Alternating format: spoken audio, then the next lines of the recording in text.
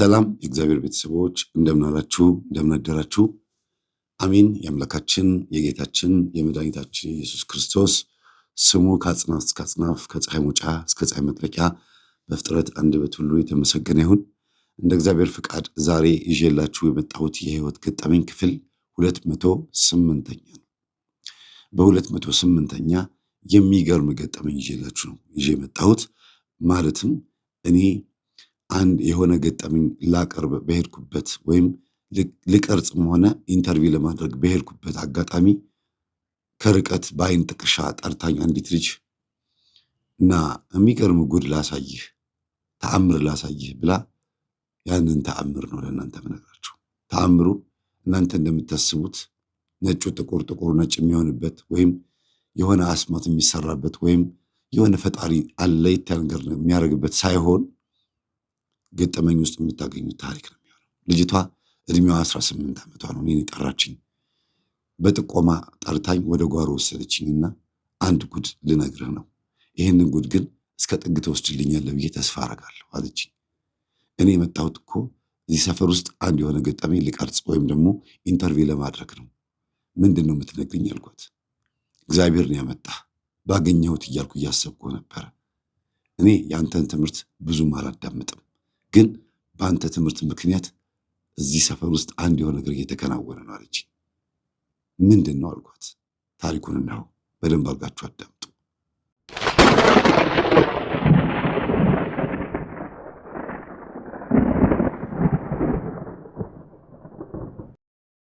ይሄ ገጠመኝ ወደ እናንተ እንዲቀርብ ምክንያት የሆነው 195 ነው 96 አካባቢ ላይ ያለውን ገጠመኝ ለማቅረብ ወደ ሰዎቹ ቤት በሄድኩበት አጋጣሚ ላይ ነው።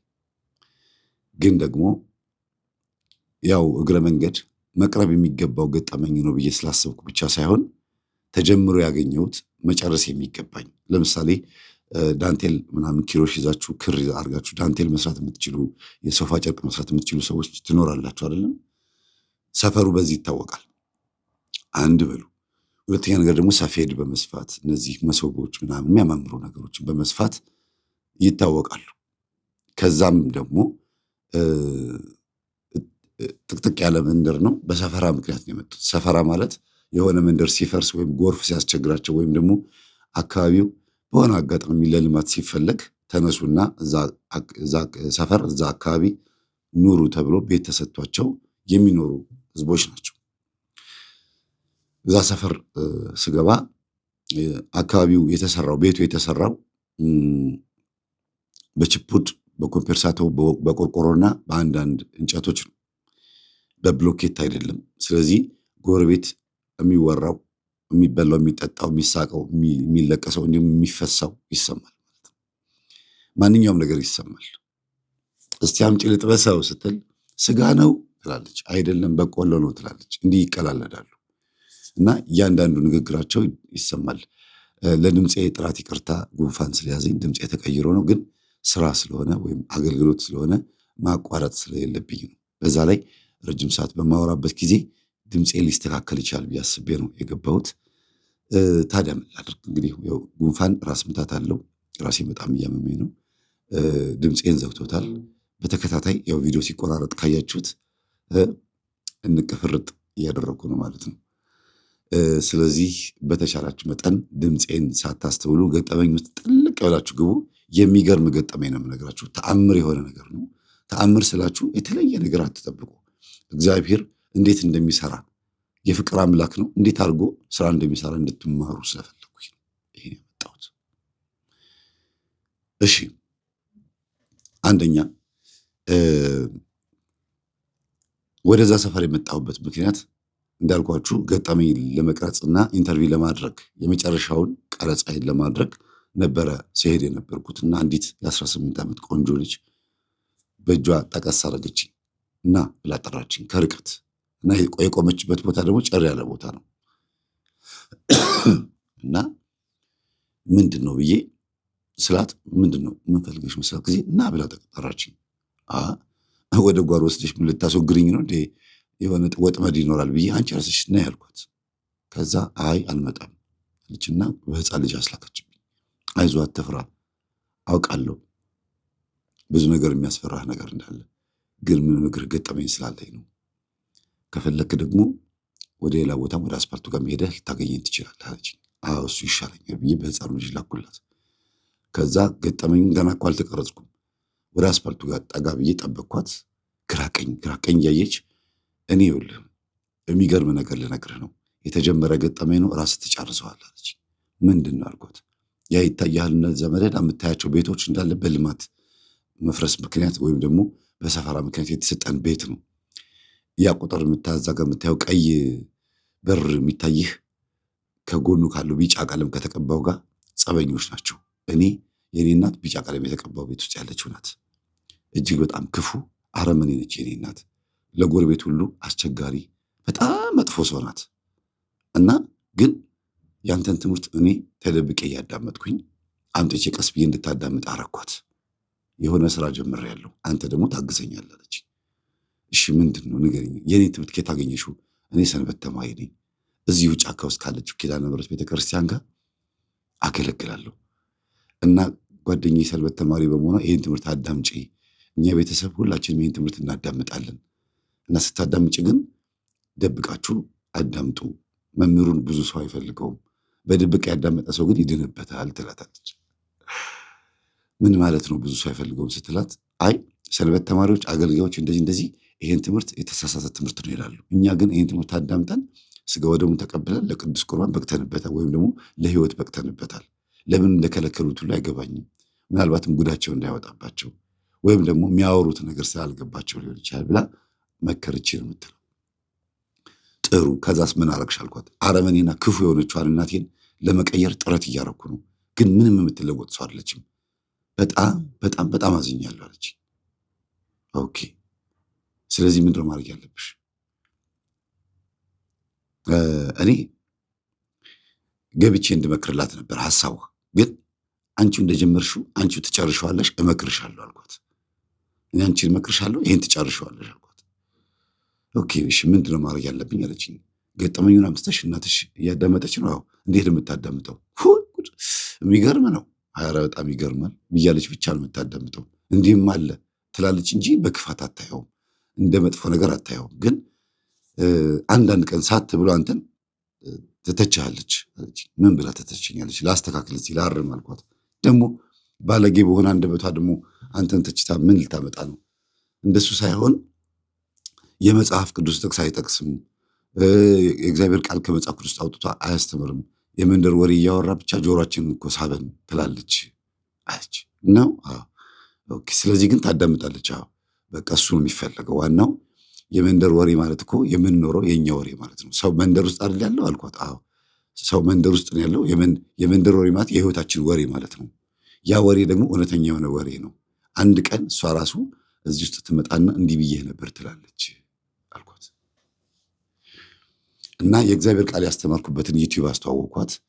ወይም ደግሞ መጽሐፍ ቅዱስ ጥቅሶችን እያጣቀስኩ ያስተማርኩባቸውን የቅዱሳን ታሪኮች አዳምጪ ባያትና ይህንን ደግሞ ስጫት ብዬ በፍላሽ አድርጌ እዛው ከሞባይል ሴንተር ኦቲጂ ገዝቼ ፍላሽ ገዝቼ ብዙ እኮ ቤት ያለ ግን አጉል ቦታ ስለሆንኩኝ ገና ቀጠሮ አስይዣት ከሚሆን እዛው ወደ 1000 ብር የሚሆን ወጪ ወጣሁኝ። ፍላሽም ኦቲጂም ገዝቼ እዛው ዳውንሎድ አድርጌ ሰዎቹ አረ መምህር ቀረህ እኮ እያሉኝ አይ እመጣለሁ ቆይ እዚህ መሀል ላይ ጉዳይ አጋጥሞኝ ነው ብዬ ልጅቷን አክብሬ፣ ለምን ነገ የሚቀርብ ገጠመኝ እንደሚሆን እርግጠኛ ነበርኩ እና ፍላሽ ሰጠኋት። በፍላሹ ወስዳ እናቷ እንድታሰማና ስልክ ቁጥር ላይ እንድትደውልልኝ ስልክ ቁጥር ሰጠኋት። በጣም ነው ያሳዘነችኝ። ስለ እናቷ የተናገረችው ነገር በጣም የሚያናድድ ነገር ነው። ለምን አታከብራትም? ሰንበት ተማሪ መሆኗን እንኳን ልታከብር ቀርቶ ሰንበት ትምህርት ቤት ድረስ መታ ስራ አትሰራም፣ ዕቃ አታጥብም፣ አልጋ አታነጥፍም፣ ወጥ አትሰራም፣ አታግዘኝም ምናምን ብላ ትናገርብኛለች። እኔ ግን ትምህርቱ በጣም ከባድ ስለሆነ 11 ሳብጀክት ስለምንማር ከብዶኝ ነው። በዛ ላይ ደግሞ ይሄንን ስራ እኔ ሰራዋለሁ ትለኛለች። እንደገና መልሼ ደግሞ እሺ ብዬ ደግሞ ደብተሬ ሳጠና ደግሞ ስራ ሰሪ ሞትለች እና የእናቴን አመል መሸከም ከብዶኛል። እናቴ በጣም በጣም መጥፎ ሰው ናት ከሚባለው በላይ እናቴ ክፉ ናት። ግን እናትሽ ምንም ማድረግ አልችልም አለች። የምትፈልጊ እንድትለወጥ አይደል? አዎ በቃ ችግር የለውም። ቡና ስታፈላ ምን ትላለች? የኔ አዳል ነው የምትለው።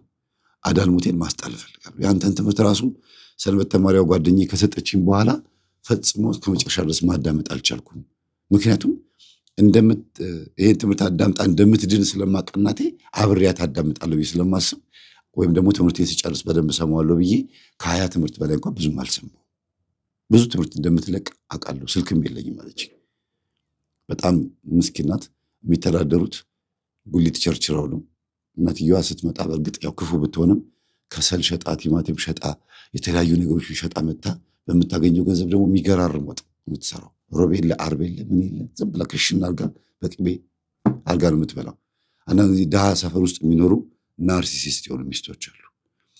ድሃ መንደር ወይም ደግሞ በድህነት ውስጥ ያሉ ጢባራዎች፣ ቲቢተኞች ወይም ደግሞ ራሳቸውን ያኮፈሱ ሴቶች አሉ።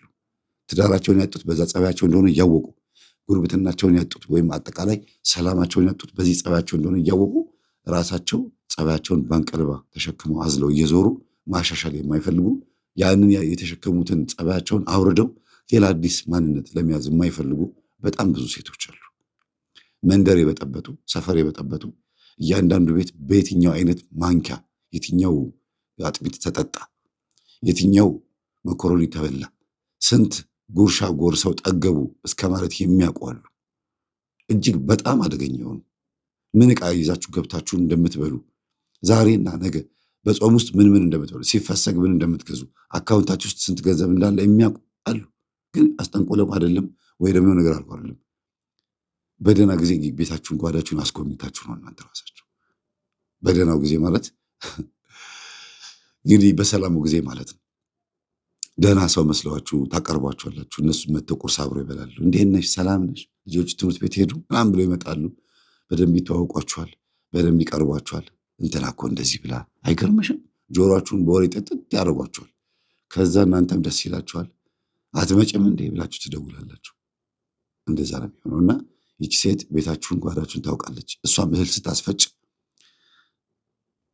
ሽሮና በርበሬ በመሰለቂያ በመስፈሪያ ይዛ ትመጣለች። እንደገና ደግሞ እናንተም ስታስፈጩ ትሰጧታላችሁ። ይሄ የአንድ ጊዜ ብቻ ነው የሚሆነው። ከዛ በኋላ ግን ሰፋሪዎቹ እናንተ ትሆናላችሁ። እስቲ እንተ ስጭኝ፣ እስቲ ይሄን አድርጊልኝ። ይሄን የሚያደርጉት ምንድን ነው? ምን ያህል አስፈጭታለች የሚለውን ለማወቅ በመጀመሪያው ዙር ስጭኝ የተባላችሁትን በሙሉ ስትሰጡ ልኬቱ ይታወቃል። ከዛ በሁለተኛው ዙር እንዴት እንደምትኖሩ ስታስፈጩም ስንት ኪሎ አስፈጭታችሁ ስንት አይነት ነገር ገዝታችሁ ለስንት ወር እንደምትጠቀሙት በዚህ ያውቃሉ። ከዛ ያው እንግዲህ አብረህ ብላ ነው። ስልብናም ካለ ወሬውም ሐሜቱም ካለ እድሜያቸው እየገፋ ሲመጣ ነው ሰብሰብ ብሎ የሚቀመጡት እንደዚህ አይነት ሰዎች። ማለቴ ሲሰደቡ ልባቸው ይቀበላል። ሲወቀሱ እገሊት ምን አለችሽ፣ እገሊ እንደዚህ አለችሽ ሲባሉ ያንን ነገር መቋቋም የሚያቅታቸው እድሜ አለ። 40ዎቹ፣ 50ዎቹ፣ 60ዎቹ አካባቢ ሲደርሱ በቤታቸው ሰብሰብ ብለው ይቀመጣሉ። ግን አመላቸው አይለቃቸውም። በድንገት ከሰፈር ወጣ ብለው የሆነ ነገር የሆነ ጨዋታ ካለ ያው አመል ይቀጥላል ማለት ነው። እና ይቺ ሴትዮ እንደዛ ነበረች። ከአንድም 3 ባል አግብታ፣ ግን ደግሞ ትልቁ ጸባቸው በውሽማ ነበረ። ወይም ደግሞ ይቺ ሴት አሁን ያልኳችሁ የልጅቷ እናት የሰው ባል እያማገጠች አስቸገረች። እናቴ ክፉ ናት የምትለው በዚህ ነው። ከጎረቤት የቀይ ቀለም የተቀባው በር ያለችው ሴት ወይም ሴትዮዋ ጥቁር ናት። በእርግጥ ግን በሩ የተቀባው ቀይ ቀለም ነው። ቀይ ስላችሁ እኛ ሴትዮ ቀይ ናት እንደምንለው ሳይሆን ቀይ ቀለም፣ በቃ ቀይ ቀለም እና በዚህ እንድትለዩት ነው። የነገረኛዋ ሴትዮ በር ቢጫን የተቀባው በዚህ ለዩት። በአይነ ህሊናችሁ የሆነ ፊት ለፊታችሁ የሆነ 2 በር ወይም ደግሞ መደዳ 8 ቤቶች ናቸው። ከ8 ቤቶች ውስጥ መሀል ላይ ያሉት 2 ቤቶች ቀይና ቢጫ የተቀቡ ናቸው። እስቲ አይናችሁን ጨፍናችሁ ይሄን ነገር ኢማጂን ለማድረግ ሞክሩ፣ ለመገመት እንደዛ ማለት ነው። እና ቀይ በር ቤት ውስጥ ያለችው ጥቁሯ ሴትዮ ባሏ በእርግጥ በህይወት ባይኖርም ግን ከሞተ 2 ዓመት ሆኖታል። የ2 ልጆቿ አባት ነው። ግን ደግሞ ጎረቤት ካለችው ከዚች ከቀይዋ ሴትዮ ወይም ደግሞ ቢጫ ቀለም ካለባት ከነገረኛዋ ሴትዮ ጋር ሌላ ቦታ ቤታቸው ውስጥም በሆነ አጋጣሚ ምናምን ሲማግጡ ተገኝተው ሰፈር ጉድ ብሏል። በእርግጥ መጨረሻ ላይ ነው የታወቀው። ሊሞት አካባቢ ነው ይሄ ነገር የታወቀው እና የሞተውም ደግሞ ራሱን አጥፍተው ነው። በዚህ ምክንያት ማለት ነው። እና በጣም ነው የምታዝነው ሚስትየዋ። ባላገኘሁት ባሌ በቆየ ለልጆቼ በቆየልኝ አልጋ ላይ ሲፈጽም የነበረውን እኔው አልጋ ላይ ይችኑ ጎረቤቴን ይዞ አጋድሞ ሲፈጽም የነበረውን ጉዳይ እንደቀጠሉበት እኔም ሳላቃቸው ቢቀጥሉ ይሻለኝ ነበር። ልጆች አባት ከሚያጡ ራሱን ያጠፋል ብዬም አላሰብኩም ነበረ። እና ግን ራሱን እንዲያጠፋ ምክንያት የሆነችው ደግሞ እሷ ነች። ግን እንዴት አጋ ትክሰሳት? ባሌና ማግጣለች ብላ አሳሰረቻት። በሽምግልናውም በሕጉ መሰረት ሴትዮዋ የምትታሰርበትና የምትቀጣበት ነገር ነበረ። ጉዳዩ ተፈጽሟል። ግን ሰውየው ራሱ እንዲያጠፋ ምክንያት የሆነችው እቺ ሴት ናት። እንዴት ሲባል ሰውየው ሲጠጣ የሚያደርገውን አያውቅም እና ጠጥቶ ነው ራሱን ያጠፋው። ጠጥቶ ነው ጉዳዩን የፈጸመው። ጠጥቶ ነው ራሱን ያጠፋው እና ለመሞቱ ተጠያቂ እንደሆነች ብታቅም ለልጆቹ ደግሞ ታሪክ ማቆየት አልፈለጉም ነበርና በእርግጥ ትልቋ ታውቃለች። እናቴ ክፉ ናት ብቻ አለች እንጂ ጎረቤት ላይ ሄዳ እንደዚህ አድርጋለች አላለችኝም። ግን ታሪኩን ቀስ ብላ ቢሮ ድረስ መታ ቁጭ ብላ የነገረችኝ ያደረጉትን ነገር። ኦኬ ይሄ ነው የእናትሽ ታሪክ ይሄ ነው አልኳት። አዎ እናቴ የዚችን ሴትዮ ባል ብቻ አይደለም ያማገጠችው። ሰፈር ውስጥ ሌሎች 2 የሰው ሚስት ባል የነበሩትንም አማግጣለች። ጨዋ የነበሩ ሰዎችንም አማግጣለች። ወጣቶችንም አማግጣለች። እና እኔን ሊተናኮለኝና ሊጎነትለኝ ይፈልግ የነበረውን ጎረምሳ ሁሉ ና ብላ ጠርታ ከሱ ጋር ስትተኛ አግኝቻታለሁ። እና እናቴ ላይ ያለው የዝሙት መንፈስ በጣም ከባድ ነው ትለኛለች። እንዴት ነው የምትኳኳለው? ምንድን ነው የምትበላው? የምትጠጣው? ምንድን ነው የምታደርገው አልኳት። እናቴ ከሰል ሸጣ ቲማቲም ሸጣ ምንም ነገር አድርጋ በምታገኘው ገንዘብ አሁኑኑ ገንዘቡን ብልት ጥጥት አድርጋ ጨርሳ ነገ ደግሞ ሌላ ከእጅ ወደ አፍ ነው የምትኖረው። ለሆዷ በጣም ጎበዝ ናት። ተመልከታት ብላ ፎቶ ስታሳየኝ የሚገርም ቁመና፣ የሚገርም መልክ፣ የሚገርም የሆነ የሰውነት አጠባበቅ ነው ያለችው። ይቺ ሴትዮ ገንዘብ ብታገኝ ሀብታም ብትሆን ስንቱን ወጣት በጨፈጨፈችው ነበረ። አስቡት፣ ድሃ መንደር ላይ ሆና እንደዚህ ከሆነች ማለት ነው። እና እንዴት ራሷን እንደምትጠብቅ ብታየው። እዚህ ሰፈር ውስጥ የምትኖርም አትመስልም። ከሰል የምትሸጥም አትመስልም። ፊቷን ድንገት ከሰል ነክቶት ታጥባ ጽድት ብላ ስትወጣ ስታዩት ከሀብታም ሰፈር ውስጥ የወጣች ነው የምትመስለው። ሽሮዋ በቅቤ ምስሯ በቅቤ ጥብሷን ጥብስ አድርጋ እንቁላል በልታ በቃ የሚገራርም አይነት ምግብ በልታ በዛች ድሃ ቤት ውስጥ ቋንጣ በቋንጣ ታደርጓለች ቤቱ። በድህነት ኑሮዋ ዓመት በዓል ሲመጣ በግ ነው የምታርደው። በድህነት ኑሮዋ በሌላት እና ብዙ ሰው የሚላት ምንድን ነው? ሸርሙጣ ነው። ይቅርታ ለምንነገረው ሸርሙጣ ነው እንደዚህ የምታመጣው። ሌላ ቦታ ሄዳ በቲማቲምና በከሰል ሽያጭ ብቻማ ይሄ አይመጣም። በድንች ሽያጭ ብቻማ አይመጣም። በካሮትና በሽንኩርት ሽያጭ ብቻ ይሄ አይመጣም ነው የሚሏት። እሷ ደግሞ የምትለው በደንብ አድርጌ ወጥሬ ስሰራ ታቆኛላችሁ። ገበያ ላይ እንዴት አድርጌ እንደምሰራ፣ ስንት ጆንያ እንደምሸጥ፣ ስንት ጆንያ እንደማራግፍ፣ ስንት ነገር እንደማድረግ ታቆኛላችሁ ነው የምትለው።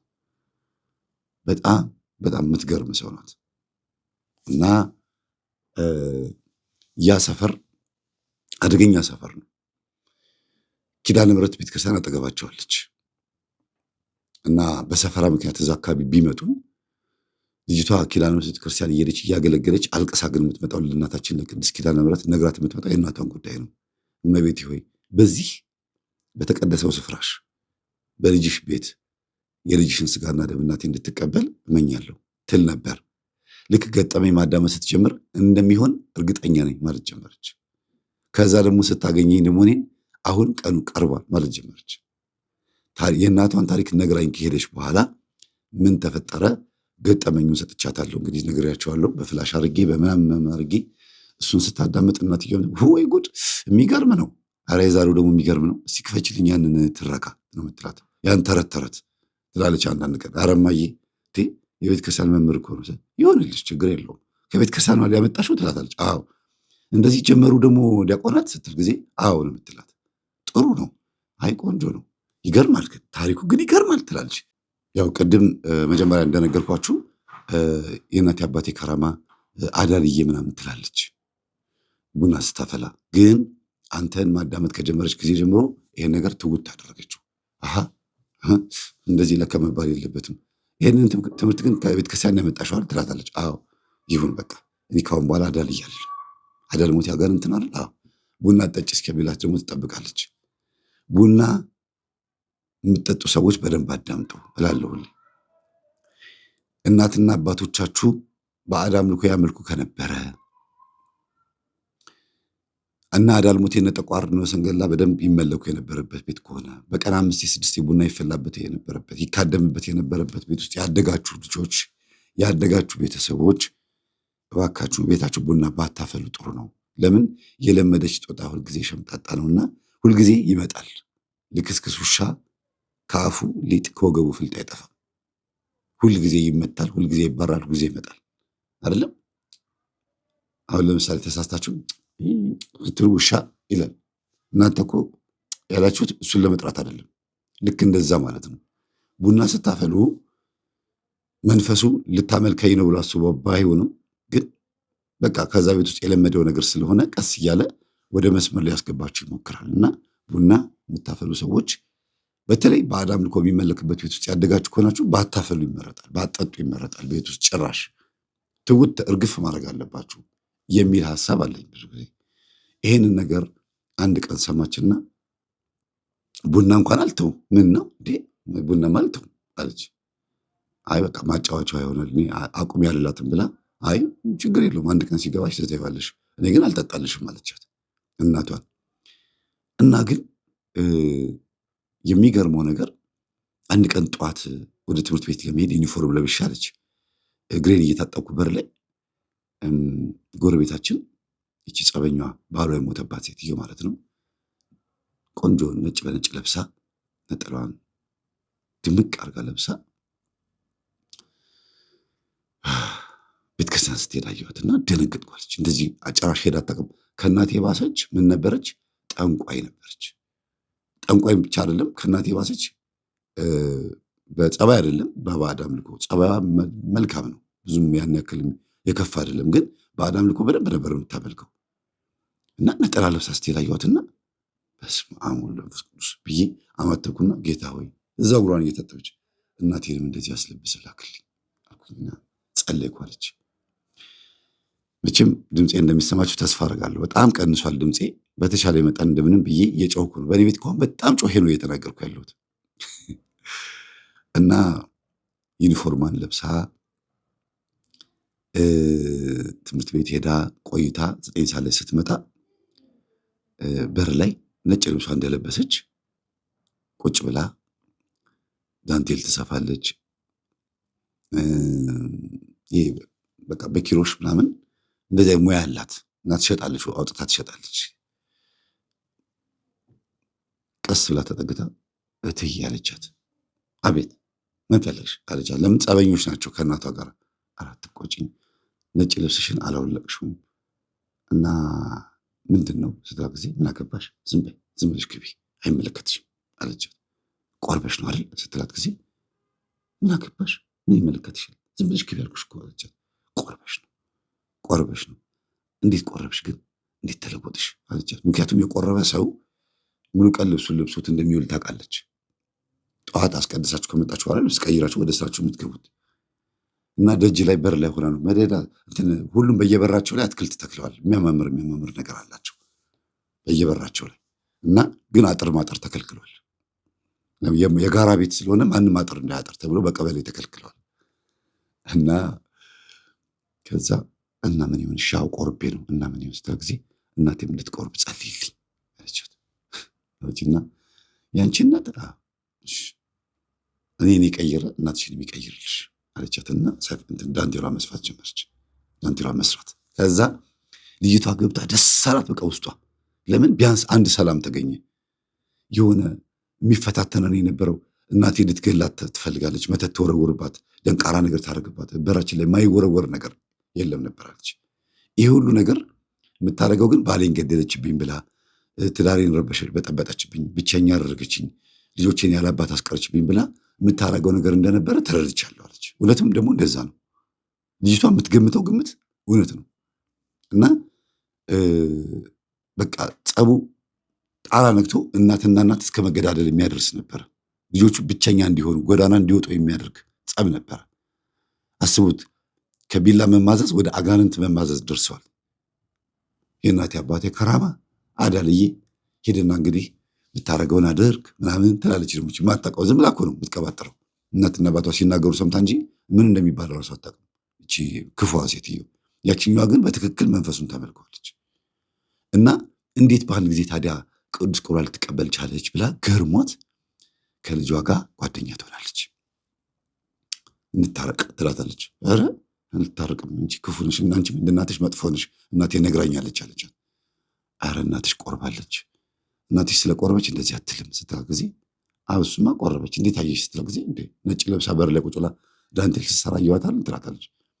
እሺ አሁን ለምን ልትታረቅኝ ፈለግሽ? እነሱ ይጣሉ እኔና አንቺ ግን እንታረቅ፣ አንድ ትምህርት ቤት አለ የምንማረው፣ አንድ ገበያ ዳር የምንውለው ትላታለች። አዎ እንታረቅ፣ ግድ የለሽም ጓደኛማቾችን ሰንበት ትምህርት ቤት ነይ ግቢና ዩኒፎርም ለብሰሽ እንደኔ አንድ ላይ መዘመራን እንሆን፣ እነሱን እናሳፍራቸው፣ ጥሩ ልጆች እንሆን ምናምን አለቻት።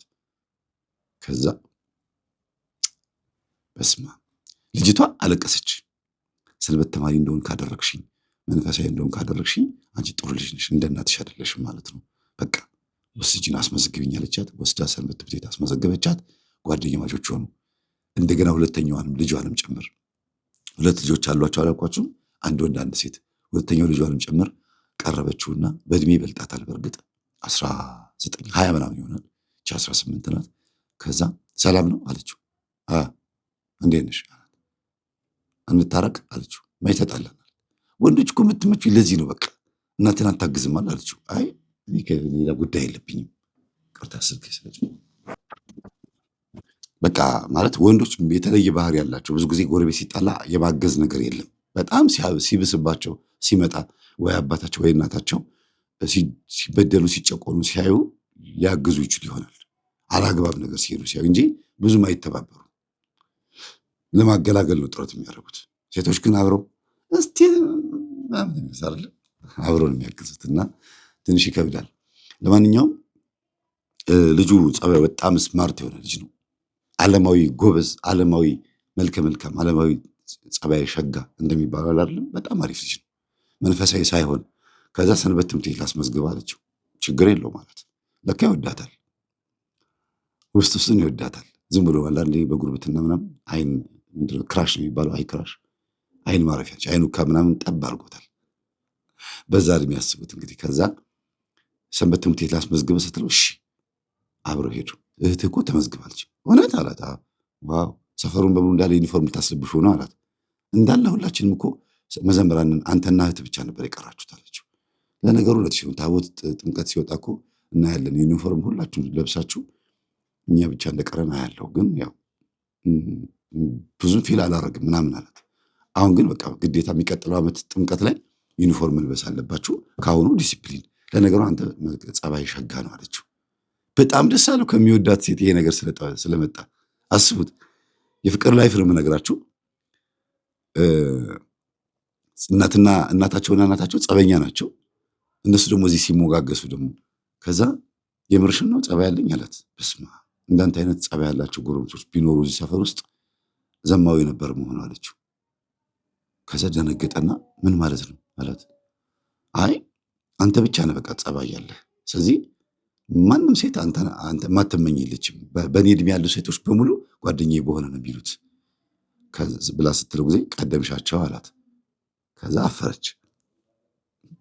ስሜቱን አስቡት።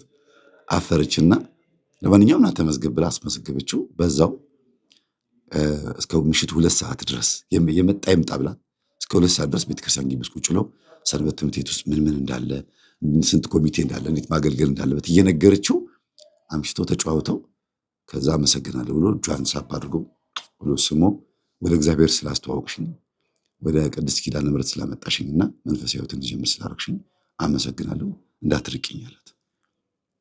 ልጁ የትንሽ ትልቅ ነው። የ30 ዓመት የ40 ዓመት ጎረምሳ የሚናገረውን የሚያስበውን የሚናገረው። ለምን? አንባቢ ነው፣ መጽሐፍ አንባቢ ነው።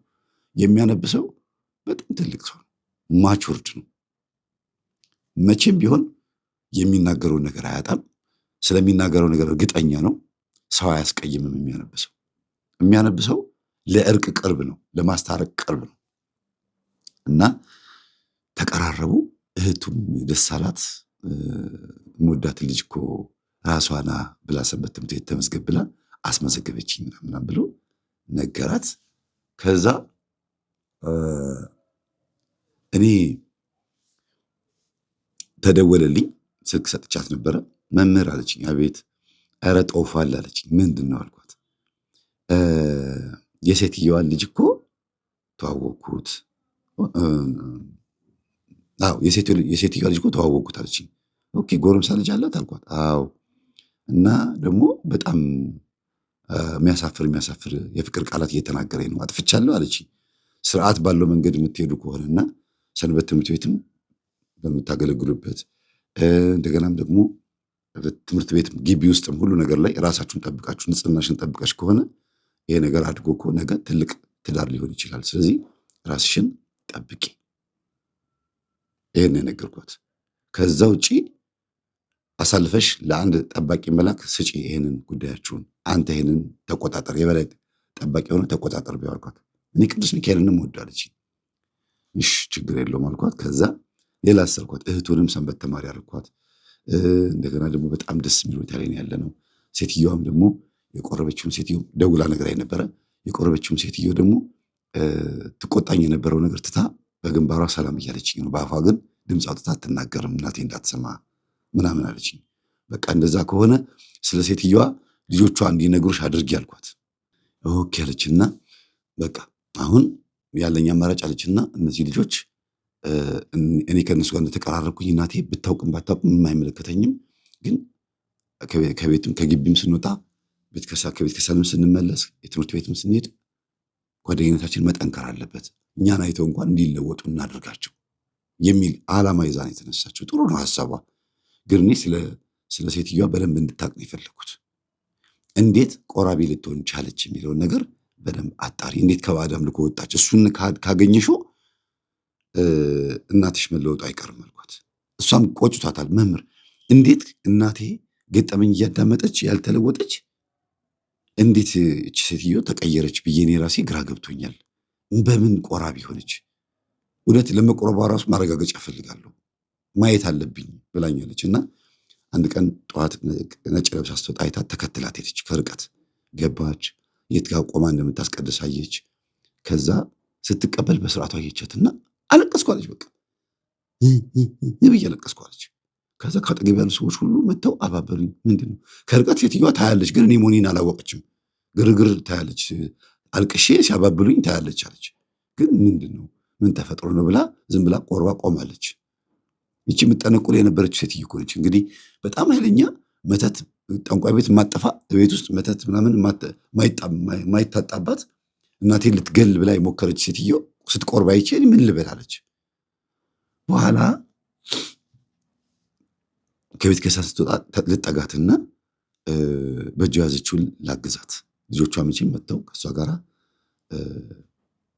አላገዟትም። ምክንያቱም በዛ ሰዓት ኑ አግዙኝ ማለት አልፈለገች ይመስለኛል እናትየዋና ቀስ ብዬ ከቅዳሴ እንደወጣሁኝ በእጇ የያዘችውን ወንበር ፌስታል ምናምን ይዛ ነበርና የታጣፊ ወንበር ነው ተቀበልኳት አለች። ሌባ መስሏት ከዛ ተቀበለችኝና ማን ሰጠችኝና በዝምታ እየሄድን ደስ ብሎኛል ስላት ጊዜ ጭንቅላቷን እየወዘወዘች ነው የምትላት። አታወራም። ያው የቆረበ ሰው አያወራም። ያው እናቶቻችን በነጋችን ላይ ሕጉን በመጠበቅ በጣም ጎበዝ ናቸው። ለስጋው ደግሞ ያላቸው እይታ የሚገርም ነው። ከዛ ግን እንዴት ከዛ ሁሉ ባዕድ አምልኮ እንዴት ብዙ ነገር እንደምታረጊብን እናቅ ነበረ። በራችን ላይ ማትወረውሪው ነገር የለም። ቡና ታፊያለሽ፣ ጠንቋይ ቤት ትሄጃለሽ፣ ይህን ሁሉ እናውቃለን። ግን እንዴት ወጣሽ ከዛ ውስጥ? እናቴ እንደዚህ ከእንደዚያ ነገር እንዴት ነው መውጣት የምትችለው? እባክሽ ንገሪኝ ስትላት ቆራቢዋ በነጠላ እንደዚህ ተሸፍና እየሄደች እንባዋ እንደዚህ ሲወርድ ይታያል። እንደዚህ እየሄደች እንባዋ እንደዚህ ትጠርጋለች፣ እንደዚህ አድርጋ ትጠርጋለች። ከዛ ይቅርታ በእናትሽ በቆረብሽበት ቀን አስለቀስኩሽ፣ ይቅርታ በቃ አንቺ እኮ ለእኔ እናቴ። አንቺ የምትላት በነገራችን ላይ እንደ እናቴ እንደ ጎረቤትና ነው እንጂ እድሜያቸው ትልቅ እኮ ነው ሴትዮዋ። ቢያንስ 50 አትሆንም። ግን አንቺ ያው በጉርብትና አንቺ ነው የሚባባሉት ሁሉ እና እኔም አንቺ እያልኩ ማውራው ለዛ ነው። እና በቃ አላዋራሽም አለቻትና ልጅቷ ቅዱስ ቁርባን የመቀበል ፍላጎት እንደገናም እናቷ ቅዱስ ቁርባን እንድትቀበል የመፈለጓ ሁኔታ ይችን ሴትዮ በጣም አሳዝኗል። በጣም እንትን ብሏታል። በቃ በጣም ወሰወሳትና ገብታ አቤቱ ጌታ ሆይ ይቺ ልጅ በጣም ጉጉ ናት፣ ልጆቼን ሰንበት ትምህርት ቤት አስመዘገበች።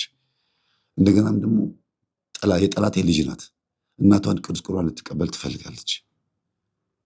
ግን እኔ እኮ ለቅዱስ ቁርባን የበቃሁት እኮ በእሷ ነው ብላ ስትጸልይ ማን ትሰማለች? ልጇ፣ ሴት ልጇ በእሷ እኮ ነው ስትል ጸሎቱ ከጨረሰች በኋላ ማሚ ምንድን ያልሽው አለቻት። አዎ እዚህ ተለጠፈ ግድግዳ ላይ ያችኛው የምታዳምጠውን ገጠመኝ እያዳመጥኩኝ በስጋው ደግሞ ቀደምኳት አለች። ወይኔ ወይኔ የኔ እናት እኮ አንዳንድ ቀን እኮ በጣም የምትገርሚ ነሽ ምናምን ብላ ሞገሰቻትና አውቃ ነው በደንብ እንድትነግራት ነው። እስቲ ንገሪኝ ምንድን ነው የሰማሽው አለቻት። የሆነ የምትከፍተው ትምህርት አላት፣ ስሙን አላውቀውም። ሰላም የእግዚአብሔር ቤተሰቦች እንደምን አላችሁ? እግዚአብሔር ይመስገን ምናምን እያለ ሲጀምር እንግዲህ እኔ የምጀምርበት ገጠመኝ ሲጀምር የምናገረውን ቃላት አለችላት። ከአጽናፍ እስከ አጽናፍ ከፀሐይ መውጫ እስከ ፀሐይ መጥለቂያ በፍጥረት አንደበት ሁሉ ስሙ የተመሰገነ ይሁን ይላል ሲጀምር ትላታለች። ኦኬ እሱን ሰምቼ ሄጄ ንስሐ ገባሁ። ከዛ ቀኑን ጨረስኩኝ። ከዛ ቅዱስ ቁርባን ተቀበልኩ። አሁን ቡና የሚባል ነገር ቤት ውስጥ የለም። ከዚህ በኋላ ቡና አይፈላም አለቻት። አሁን ቡና መጠጣት ካቆምሽ እኮ ቆይተሻል፣ ግን አልፎ አልፎ ስጠጫ አይሻለሁ። አዎ እንዳታውቁብኝ እንዳይነቃብኝ ያ ብዙም ሰው እንትን እንዳይል ነው። እኔም ራሴ እንዳልቸኩ ሁሉ ነገር በአንድ ጊዜ ስቆርጠው የሚፈጠር ነገር ያለ መስሎ ስለተሰማኝ ነው እንጂ አልፈልገውም። ሽታው ራሱ አስጠልቶኛል፣ የቡናው ሽታ ትላታለች። ኦኬ ስለዚህ ይቅርብሽ በቃ እኔ እኮ ቡና ላፍላለሽ ስልሽ እሺ ባትይኝስ ምን ችግር አለው? አይ እኔ እናንተ የምትፈልጉ ከሆነ አብራ ትጠጣለች ልጅቷና ላንቺ ብዬ ነው፣ ግን ትምህርቱን እያዳመጥኩኝ ብዙ ነገር ተምሬያለሁ ትላታለች። ኧረ ይህን ትምህርት እኔም በሰማሁት ትልና ልጅቷ ቀስ ብላ ይሄን ወሬ ካዋራቻት በኋላ ትወጣና እኔ ሚስጥር ልንገርሽ፣ እናቴ ለምን እንደቆረበች ልንገርሽ አለቻት። አንቺ የምትከፍቺውን ለእናትሽ ብለሽ የከፈትሽውን ትምህርት ሰምታ ጆሮዋን ግድግዳ ላይ ተለጥፋ ጆሮዋን እስኪያማት ድረስ ይኸው እንደዚህ ብላ አሳይታኛለች። 1 ሰዓት 2 ሰዓት ሙሉ ተለጥፋ ነው የምታዳምጠው ጆሮዋን እስኪያማት ድረስ። እናትሽን የቀደመቻት በግድግዳ በኩል እያዳመጠች ነው። በጣም ደነገጠች። ዋውን ያለችው በቃ እውነት እኔ ያልገመትኩት ነገር ነው የሆነው። እንደዚህ ይሆናል ብዬ አልጠበቅኩም ነበረ። እንዴት ሊሆን ቻለ? እናቴ ተቀደመች። በቃ ደስ ብሏታልም ሰው ለወጥኩ ብላ፣ በአንድ በኩልም ደግሞ በቃ ነገስ ምን ይፈጠር ይሆን ብላ አስባ ቴክስት አደረገችልኝና አጋጣሚ የሆነ ፕሮግራም አውደ ምሕረት ፕሮግራም ላይ ነበርኩኝ። አንብቤው እዛው ቴክስት አደረኩላት። እኔ ቁጭ ብዬ ነበር ፕሮግራም ዘማሪ እየዘመረ ስለነበረ ጻፍኩላት። ምን አይነት ነገር ነው እየነገርሽኝ ያለሽው? ግድግዳ ተለጥፋ አዳምጣ ነው ሴትዮዋ ከዛ ሁሉ ባዕድ ነገር ወጥታ ለቅዱስ ቁርባን የበቃችሁ የቀደመቻት? አዎ በእንግዲያውስ አልኳት፣ ይሄን ያደረገው እግዚአብሔር ነው። ምክንያቱም እናትሽ ቶሎ ስለማትለወጥ ችግር ስላለባት መንደሬ ናርሲሲስት ስለሆነች፣ ናርሲሲስት ምን እንደሆነ በደንብ አስተምሪያታለሁ። ወይም ደግሞ የጥቅመኛ ሴቶች፣ ጎልዲገር ሴቶች፣ ወይም ደግሞ ሁሉ ነገር ስለነሱ ብቻ እንዲወራ የሚፈልጉ ሴቶች ማለት ነው። እነሱ ባሉበት አካባቢ ላይ ስለሌላ ነገር እንዲወራ አይፈልጉም። እነሱ በሄዱበት ቦታ በሙሉ አቴንሽን ሲከርቦን ይፈልጋሉ። እንደዛ ናት ሴትዮ፣ ትኩረት ፍለጋ። እና ይህን ስላስተማርኳት እናትሽ በከባዶ የተጠቃች ሰው ስለሆነች ከባዕድ አምልኮ ይልቅ የእናትሽ ጸባይ በጣም ከባድ ስለሆነና የዝሙት መንፈሷ ከባድ ስለሆነ ዙሪያዋን እያስተካከለላት ነው፣ እያጠራላት ነው። በግራ በኩልም ደግሞ ያሉትን ደግሞ ቼክ አድርጊ አልኳት። በቀኝ በኩል ያለችው አይደለች ጸበኛ የምትመስልሽ? በግራ ያሉትን ደግሞ ቼክ አድርጊ አልኳት። ኦኬ አለችና ገብቷታል የምላት ነገር ግን አስበው አታውቅም ነበር። በግራ በኩል ያሉት ሰዎች ችግር ይፈጠሩብናል ብላ አስበው አታውቅም። ግን ሰላምተኞች ናቸው። እንዴት ናችሁ ሰላም ናችሁ ምናምን ብለው ሰላም ብለው የሚገቡ ምናምን ናቸው። ጸበኞቹ አይደሉም። ጸባዋን አመሏን ስለሚያውቁ ያው ተቻችለው ነው የሚኖሩት ተብሎ ነው የሚታሰበው። ሰላምተኞቿ ናቸው። አንዳንድ ቀንም ደግሞ በዓመት በዓል ቀን ድፎ ዳቦ ቅመሱ፣ ዶሮ ወጥ ብሉ፣ ውስጥ ከኛ ጋር ማን ብለው የሚቀራረቡም ናቸው። ግን ከጸበኛዋ ከመተተኛዋና ከተንኮለኛዋ ሴትዮ የባሰ እጅግ እጅግ ከባድ የሚባሉት ለካ እነዚህ ናቸው እያሉ ጥርስ እያሳዩ ግድል የሚያደርጉ። እንዴት ነሽ? ደህና ነሽ? እግዚአብሔር ይመስገን። ድፍት ያርግሽ። እንደዚህ በውስጣቸው ድፍት ያርግሽ የሚል መንፈስ ነው ጥርሱን የሚያሳየው። ያንቺን መጨረሻማ ያሳየኝ። ምንም አላደረገቻትም። ምናልባት ቢጣሉ በር ላይ ባለ በአንዳንድ ቀለል ባለ ነገር ሊሆን ይችላል። ሌላ የሚያጣላቸው ነገር የለም እና ምን ሊሆን ይችላል የሚባል ነገር በጣም ሆዷን ቆርጣት። ከምንድን ነው ይሄን ያወቀችው መሰላችሁ? ጸሎት ስታረግ ምን ተገለጠላት? ሁለት ነገር ተገለጠላት። አንደኛ እነዛ ቤት ውስጥ አውሬ፣ ነብር፣ ጅብ፣ ቀንዳም የሆኑ እንስሳቶች ምናምን ተሞልተውበት አየች። እነዛ በግራ በኩል ያሉ ቤተሰቦቿ ጋር ማነው ጎረቤቶቿ ጋር እና በሩን አንኳኩታ ስትገባ ሁሉም እያሉ መጥቶ ሊበሏት ሲሉ አየች። ደንግጣ ኧረ መምህር እንደዚህ አይነት ህልም አየሁኝ እኮ ከነዛ ሰዎች ቤት እና በእንግዲያውስ የሚያሰጉት እኛውም እነሱ ናቸው። እናትሽ እንዳትለወጥ፣ ህይወቷን እንዳይለወጥ፣ ወደ መንፈሳዊ ህይወት እንዳትገባ፣ ይሄ ሁሉ ነገር የመጣው በእነሱ ሳይሆን አይቀርም አልኳት። ለእናትሽ ጸባይ መበላሸት እንዲያውም ተጠያቂ የሚሆኑት እነሱ መሆን አለባቸው አልኳት። እንዴት አለችኝ። እናቴ እኮ አብሯት ያደገ ነው አለችኝ። አይምሰልሽ፣ አንቺ እድሜሽ ገና 18 ዓመት ነው። የምታውቂው የ18 ዓመት ታሪክ ብቻ ነው። ከዛ በፊት ያለውን አታውቂም። እናትሽ ምን አይነት ሴት እንደነበረች የምታውቂው ነገር የለም አልኳት። እና በዚህ አጋጣሚ ናርሲሲስት የሆኑ ወይም ደግሞ ቅድም እንዳልኳችሁ እንዲህ አይነት ችግር ያለባቸው ሴቶች ያገባችሁ ባሎች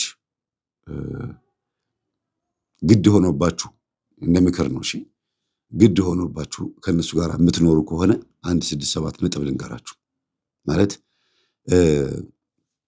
ወልዳቸዋል፣ ፍሬ አፍርታቸዋል፣ ሀብት ንብረት አጠቃላይ ብዙ ከኖራችሁ በኋላ መፋታት ጥሩ ስላልሆነ ወይም ደግሞ ገና ለገና ናርሲሲስት የሆኑ ሰዎች አይለወጡም እና ከነሱ መራቅ ነው የሚያስፈልገው ስለተባለ ብቻ መለየት አለባችሁ ማለት አይደለም። ቢቻል በጸበል ነው የሚወገደው ይሄ ነገር። በጸበል ሴትዮ ይሄን ጸባይ ሁሉ ተሸክማ ነው የምትኖረውና በጸበል ይወገዳል። ወይም በጾም ጸሎት፣ ስግደት አጋንንት ነው ቲቪተኛ ሆኖ ጠቋር ነው ይሄን የሚያደርገው። ግን ይሄን መንፈስ ማስወገድ አልቻልንም ብላችሁ የምታስቡ ከሆነ ቀስ በቀስ ትሪት ለማድረግ የምትፈልጉ ከሆነ 167 ነጥብ ልንገራችሁ። በጣም የሚጠቅም ነገር። የመጀመሪያው ባውንደሪ ነው፣ ድንበር ማዘጋጀት ነው። ድንበር ማለት ምን ማለት ነው? ከልክ ያለፈ ስድብም ምትም ንግግርም ወደ እናንተ ሲመጣ በተለይ የምትማታ ሴት፣ የምትሳደብ ምላስ ያላት ሴት ወይም ደግሞ የምታዋርድ ሴት ምናምን ከሆነች ሚስትህ ወይም ባልሽ እንደዚህ ከሆነ ለሁለታችሁም የሚሆን የምናገረው ሞር በብዛት ሴቶች ላይ ስለሚታይ ነው ይሄ ባህሪ። ግን ለሁለቱም ልናገር። ድንበር ማዘጋጀት። ከአሁን በኋላ የምትመታኝ ከሆነ የምትመቺኝ ከሆነ ወይም ከአሁን በኋላ የምትሰድብኝ ከሆነ ጓደኞቼ፣ ዘመዶቼ፣ ቤተሰቦችሽ ወይም ደግሞ ጎረቤቶቼ ፊት እኔን ለማዋረድ ጥረት የምታደርጊ ዝቅ ለማድረግ ወይም ደግሞ የሆነ ችግር ለመፍጠር ጥረት የምታደርጊ ከሆነ በራስሽ ላይ ፍረጂ ብሎ የሆነ መስመር ማዘጋጀት፣ እንዲፈሩ እንዲጠነቀቁ ማድረግ፣ የእናንተን መስመር ማዘጋጀት የመጀመሪያው ትልቁ ነገር። ሁለተኛ የሆነ በቃ በውስጣችሁ የሚሰማችሁን ስሜታችሁን ስትገልጹ አምናችሁበት ከሆነ የተናገራችሁት መሸማቀቅ አያስፈልግም። እነሱ እናንተ ላይ ሲጮሁባችሁ የሚናገሩት ንግግር እናንተ ውስጥ ያለው ያ የጭቅጭቁን ያስነሳውን ነገር እናንተ ውስጥ ያለውን ጉዳይ ከዛ ከሚጮህባችሁ ሰው ወይም ከሚስታችሁ ወይም ከባላችሁ ማለት ነው ነጥላችሁ ይሁት። ለምሳሌ ምን ማለት ነው?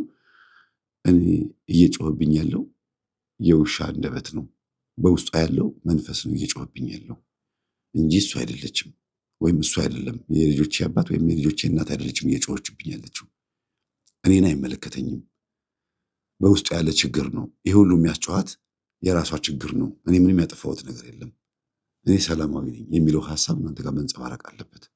ይሄ ችግር ያለባቸው ሰዎች ከሆኑ ማለት ነው። ይሄ ሁለተኛው ነው። ሶስተኛው መከራከር አያስፈልግም። መከራከር አያስፈልግም ማለት በግድ እንዲያምኑላችሁ እነሱ እንደማያምኑ ማሰብ ነው። አያምኑማ በቃ በሬ ወለደ ብለው ማሳመን የሚፈልጉ ናቸው። ማሳመን ባይችሉም ግን ይወልዳሉ እኮ ብለው በቃ በትክክል የሚያሳምኑ ናቸው። አህያ ቀንድ እንዳወጣ ብለው ያሳምናሉ።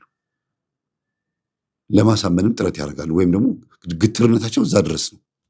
ይኸው እኔ እኮ ቀንዱ ይታየኛል አህያው ላይ ብሎ የማይታይ ነገር እንደሆነ አድርገው ለማሳየት ይሞክራሉ ማለት ነው ናርሲስት የሆኑ ሰዎች። ስለዚህ ከእነሱ ጋር ክርክር አያስፈልግም። ትዳር ላይ ይህንን ለምን አጠፋሽ፣ ይህን ለምን አጠፋህ ብላችሁ ስጠይቋቸው የሚመልሱላችሁ መልስ እንዳጠፉ ሳይሆን ደጋረኩ የሚል አይነት ነገር ነው የሚመልሱላችሁ። ወይም ምክንያታቸው በሙሉ እናንተን የሚያሳምንና አንገት የሚያስደፋ ጭራሽ የጥፋቱ ተጠያቂ እናንተ እንደሆናችሁ አድርገው ይገለብጡባቸዋል። በለቅሶ በጩኸት በምናምን ለማሳመን ጥረት ያደርጋሉ። እንዲታዘንላቸው ይፈልጋሉ። ያጠፉት ያባከኑትን ገንዘብ ወይም ደግሞ የሄዱበትን ርቀት ጥፋታቸውን በሙሉ እናንተ ላይ ለመገልበጥ ስለሚሞክሩ ምንድን ማድረግ ያለባቸው? ክርክር አያስፈልግም። ኦኬ ሶሪ ይቅርታ ምናምን ብላችሁ ትውት ማስቆም፣ ለነገሩ ቦታ ለመስጠት ማለት ነው። የችግሩ ባለቤት እናንተ እንዳልሆናችሁ ራሳችሁን ማሳመን። በቃ ይሄን ነገር እኔ እዚህ ውስጥ የለሁበትም፣ የሚያወራው ነገር ለእኔ አዲስ ነው ብላችሁ ማወቅ። ይህን እንደ ሶስተኛ እንደ አራተኛ ወሰዱልኝ። ሌላው ስለኛ እንዲመሰክሩ ማሰብ የለባችሁም። ለምሳሌ እሷ እኮ ደግ ናት ብሎ ባልሽ ስለአንቺ እንዲመሰክር ማሰብ የለብሽም። ናርሲሲስት ከሆነ ባልሽ እሱ እኮ ደግ ነው፣ መልካም ሰው ነው፣ ጥሩ ሰው ነው ብላ እንድትመሰክር መጠበቅ የለባችሁ። ወይም ስለ እናንተ ጥሩ ነገር ለእናንተ ራሳችሁ እንዲነግሯችሁ አትጠብቁ። እናንተ ራሳችሁ ብቁ ከሆናችሁ በቂ ነው። ከነዛ ሰዎች ምንም ነገር አትጠብቁ። ጭራሽ እንዲያውም ይበስባቸዋል። ባይዘወይ ናርሲሲስት የሆኑ ያልተማሩ ሴቶችም አሉ። ባልም ሚስትም በሁለቱም ማየት ትችላላችሁ። ፊደልም ባይቆጥሩ ግን በጣም ከባድ ነው ባህሪው። ዘመዶቻቸው ጋር ሄደው ስለ እናንተ ያወራሉ። እናንተ ጋር ሲመጡ ደግሞ ምንም ነገር እንዳላወሩ ሆነው ቁጭ ይላሉ። የእናንተውን ጓደኞች እናንተ ጓደኛዬ ብላችሁ የምታስቧቸውን ጓደኞቻችሁ ጋር ሄደው ስለ እናንተ ደካማ ጎን ያወራሉ። ቤት ውስጥ ስላለ ሚስጥር ያወራሉ። የእናንተ ጓደኞች ጋር ሄደው አንደርማይን እናንተ የማዋረድ ስራ ይሰራሉ። በጣም የሚገርመው ነገር ይሄ ነው። ስለዚህ የጠቀሟችሁም የጎዷችሁም አይመስላቸውም። ዝም ብሎ ማውራት ነው በቃ ባህሪያቸው። የተማሩ ከሆኑ ደግሞ አይናችሁ እያየ ራሳችሁ የጥፋተኝነት ስሜት እንዲሰማችሁ ያደርጋሉ። የጥፋተኝነት ስሜት እንዲሰማችሁ ያደርጋሉና ይሄ ከዚህ መጠንቀቅ አለባችሁ። ሌላው ከእነሱ ምንም ነገር አለመጠበቅ ነው። ይሄን ያደርግልኛል፣ ይሄን ይገዛልኛል፣ ይሄን ያመጣልኛል፣ ቢያመጣልኝም ይሄን ነገር ያደረገው ከዚህ አንጻር አስቦ ነው ብላችሁ ለዛ ነገር ስም መስጠት አለባችሁ። ዝም ብሎ በቃ ስለሚወደኝ የሰጠኝ ምናምን ሳይሆን ምንም ነገር አትጠብቁ። መጀመሪያ ጊፍት ያመጣልኛል ታመጣልኛለች ብላችሁ አትጠብቁ። ግን ካመጡና ከሰጧችሁም ይሄን ነገር ያደረገው ለምንድን ነው? ነገ ምን ሊያመጣ ነው? ይሄንን ስጦታ የሰጠኝ ይሄን ስጦታ የሰጠችኝ ምንድን ነው? አንድ ማን ፊት ነው የሰጠችኝ? ማን ፊት ነው የሰጠኝ? ጎበዝ፣ ጥሩ፣ ለጋስ ለመባል ነው ወይ? ወይም ደግሞ ቤተሰቦች ፊት ከሆነ ምን ፈልጎ ነው? ቤተሰቦቹ ፊት ከሆነ ምን ፈልጎ ነው የሰጠኝ? ማን ፊት ነው የሰጠኝ ይሄንን ነገር ብላችሁ ቆም ብላችሁ አስባችሁ ያን ነገር ያደረገበትን ነገር ማወቅ፣ ጸባዩን በደንብ አድርጎ መብላት የዛን ሰው ወይም የዛች ሴት። ይሄ በጣም ወሳኝ ነገር ነው። ለምን ይጠቅማችኋል መሰላችሁ? ለመግራት። በተለይ የመጀመሪያ ያልኳችሁ ይሄ ድንበር ማስከበር፣ የራሳችሁ መስመር ማስከበር በጣም ወሳኝ ነው። ናርሲሲስት የሚባሉ ሰዎችን በጣም ማቅረብ ጥሩ አይደለም። ሚስትም ብትሆን ባልም ቢሆን ከሚስትነት የሚጠበቀውን ድርሻ ከባልነት የሚጠበቀውን ድርሻ ብቻ ተወጣችሁ ሁሉ ነገር በልክና በመጠን አጥር ድንበር ማዘጋጀት ያስፈልጋል። ይሄ እንድናገር ያደረገኝ ለምንድን ነው? ሴትዮዋን እንደዚህ አድርጌ ስለመከርኳት ነው። ይችን ሴትዮ በህይወቷ እጅግ በጣም ብዙ ወንዶችን ታውቃለች፣ ግን ያገባችሁ 3 ወንድ ብቻ ነው። ብዙ ወንድ ታውቃለች ስላችሁ በዝሙት ብቻ ነው። ገበያ ላይ እሷን ያልነካ ሰው የለም። እናንተ ግን 3 ባል ብቻ ነው ያገባችሁ በህይወቷ። ከ3 ባል የወለደችው 2 ልጆች ነው። ያ ማለት ከአንዱ ምንም ሳትወልድ የሸኘችው ማለት ነው። እና በጣም የሚገርመው ነገር ይቺ ልጅ አሁን የምላችሁ ባለታሪካችን የ18 ዓመቷ ልጅ ትንሽዬ ወንድም አላት። ትንሽዬ ቤት ውስጥ ትንሽ ወንድም አላት። ሰፈር ውስጥ ሲጫወት ይውላል ይመጣል። ብዙም ያን ያክል ትኩረት የሚስብ ልጅም አይደለም። እንግዲህ 11 ዓመት 10 ዓመት አካባቢ ላይ ስለሱ ብዙም አናወራም። ግን ጸባዩ በእናቱ በተወሰነ መልኩ ወጥቷል። በእናቱ ምንድነው ኃይለኛ ነው፣ ትዕቢተኛ ነው፣ ይሄ ነገር አለበት። ከዛ ውጭ ስለሱ ምንም የምናወራው ነገር የለም። ለምን ገጠመኙ ሊያዳምጠው ስለሚችል ድንገት እንዳያኮርፍ ብዬ ነው። በእናቱ ወጥቷል ስል እንዳይጨነቅም ብዬ ነው። ግራ እንዳይጋባም እንደገና ይለቀኛል አይለቀኝ የሚል ስሜትም ደግሞ እንዳይመጣበት ቀስ ብሎ ሲስተካከል ራሱ ይናገራል ብዬ አስቤ ነው። ደግሞ በዚህ እድሜ ስላሉ ልጆች መናገር ከባድ ነው። በጣም ነው ሴቭ የሚሆንባቸው። ስለዚህ ልተወው ልጅ እና ተንደርድራ ገባች ይቺ ልጅ በጣም ደስ ብሏት። ቆራቢ የሆንሽው እኔ በምከፍተው ገጠመኝ ነው አይደል አለቻት። ማን ነገረሽ ስትል ጊዜ ልጅሽ ነገረችኝ።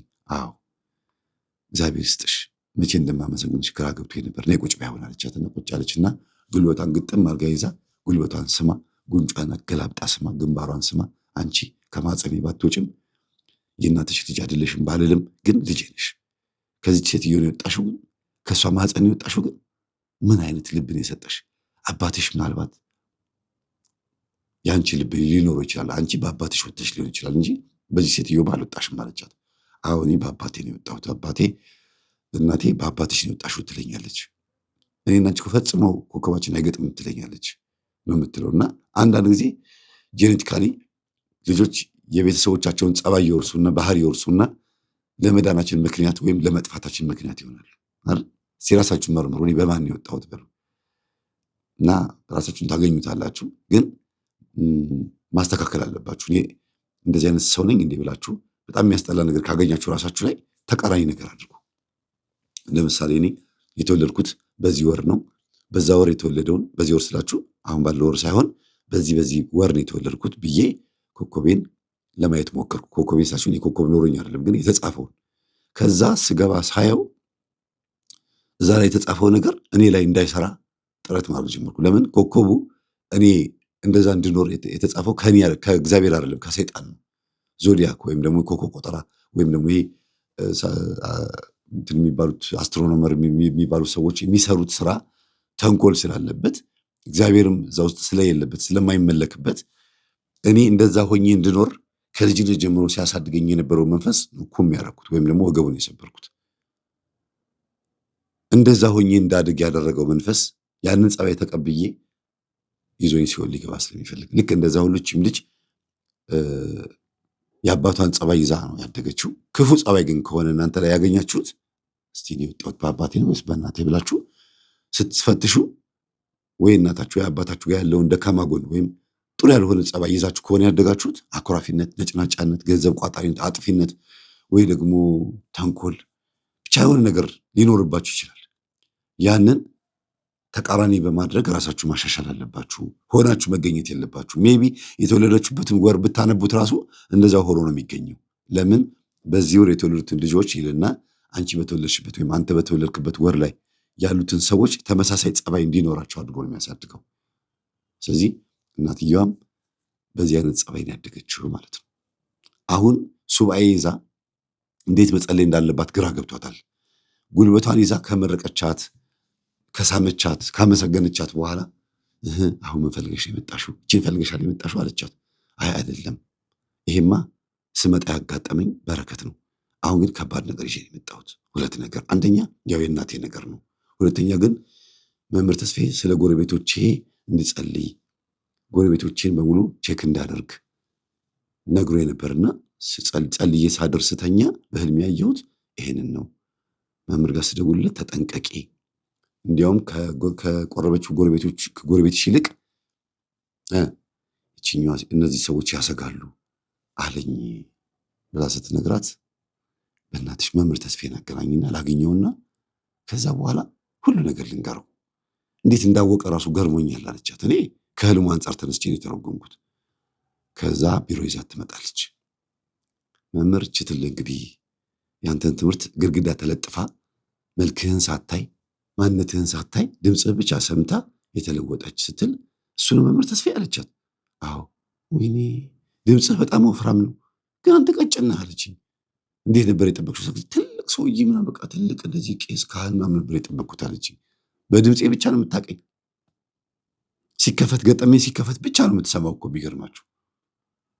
እና በዚህ ሁኔታ ላይ ሆና ወደ 50-60 ገጠመኝ ሰምታለች ሴትዮዋ። ያን ሁሉ ሰምታ ግን ያችኛዋ አልተለወጠችም፣ ይችኛዋ ተቀይራ ተቆርባለች። ልጅቷ ደግሞ 20 ገጠመኝ የሰማችሁ ብያችኋለሁ፣ ቢበዛ 20። ለምን እሷ በሌለችበት ሰዓት እናትየው የምታዳምጠውም ስላላት ማለት ነው። እና የተጠራጠርካቸው ጎረቤቶችን ታሪክ ልንገርህ አለችኝ። ምንድን ነው አልኳት።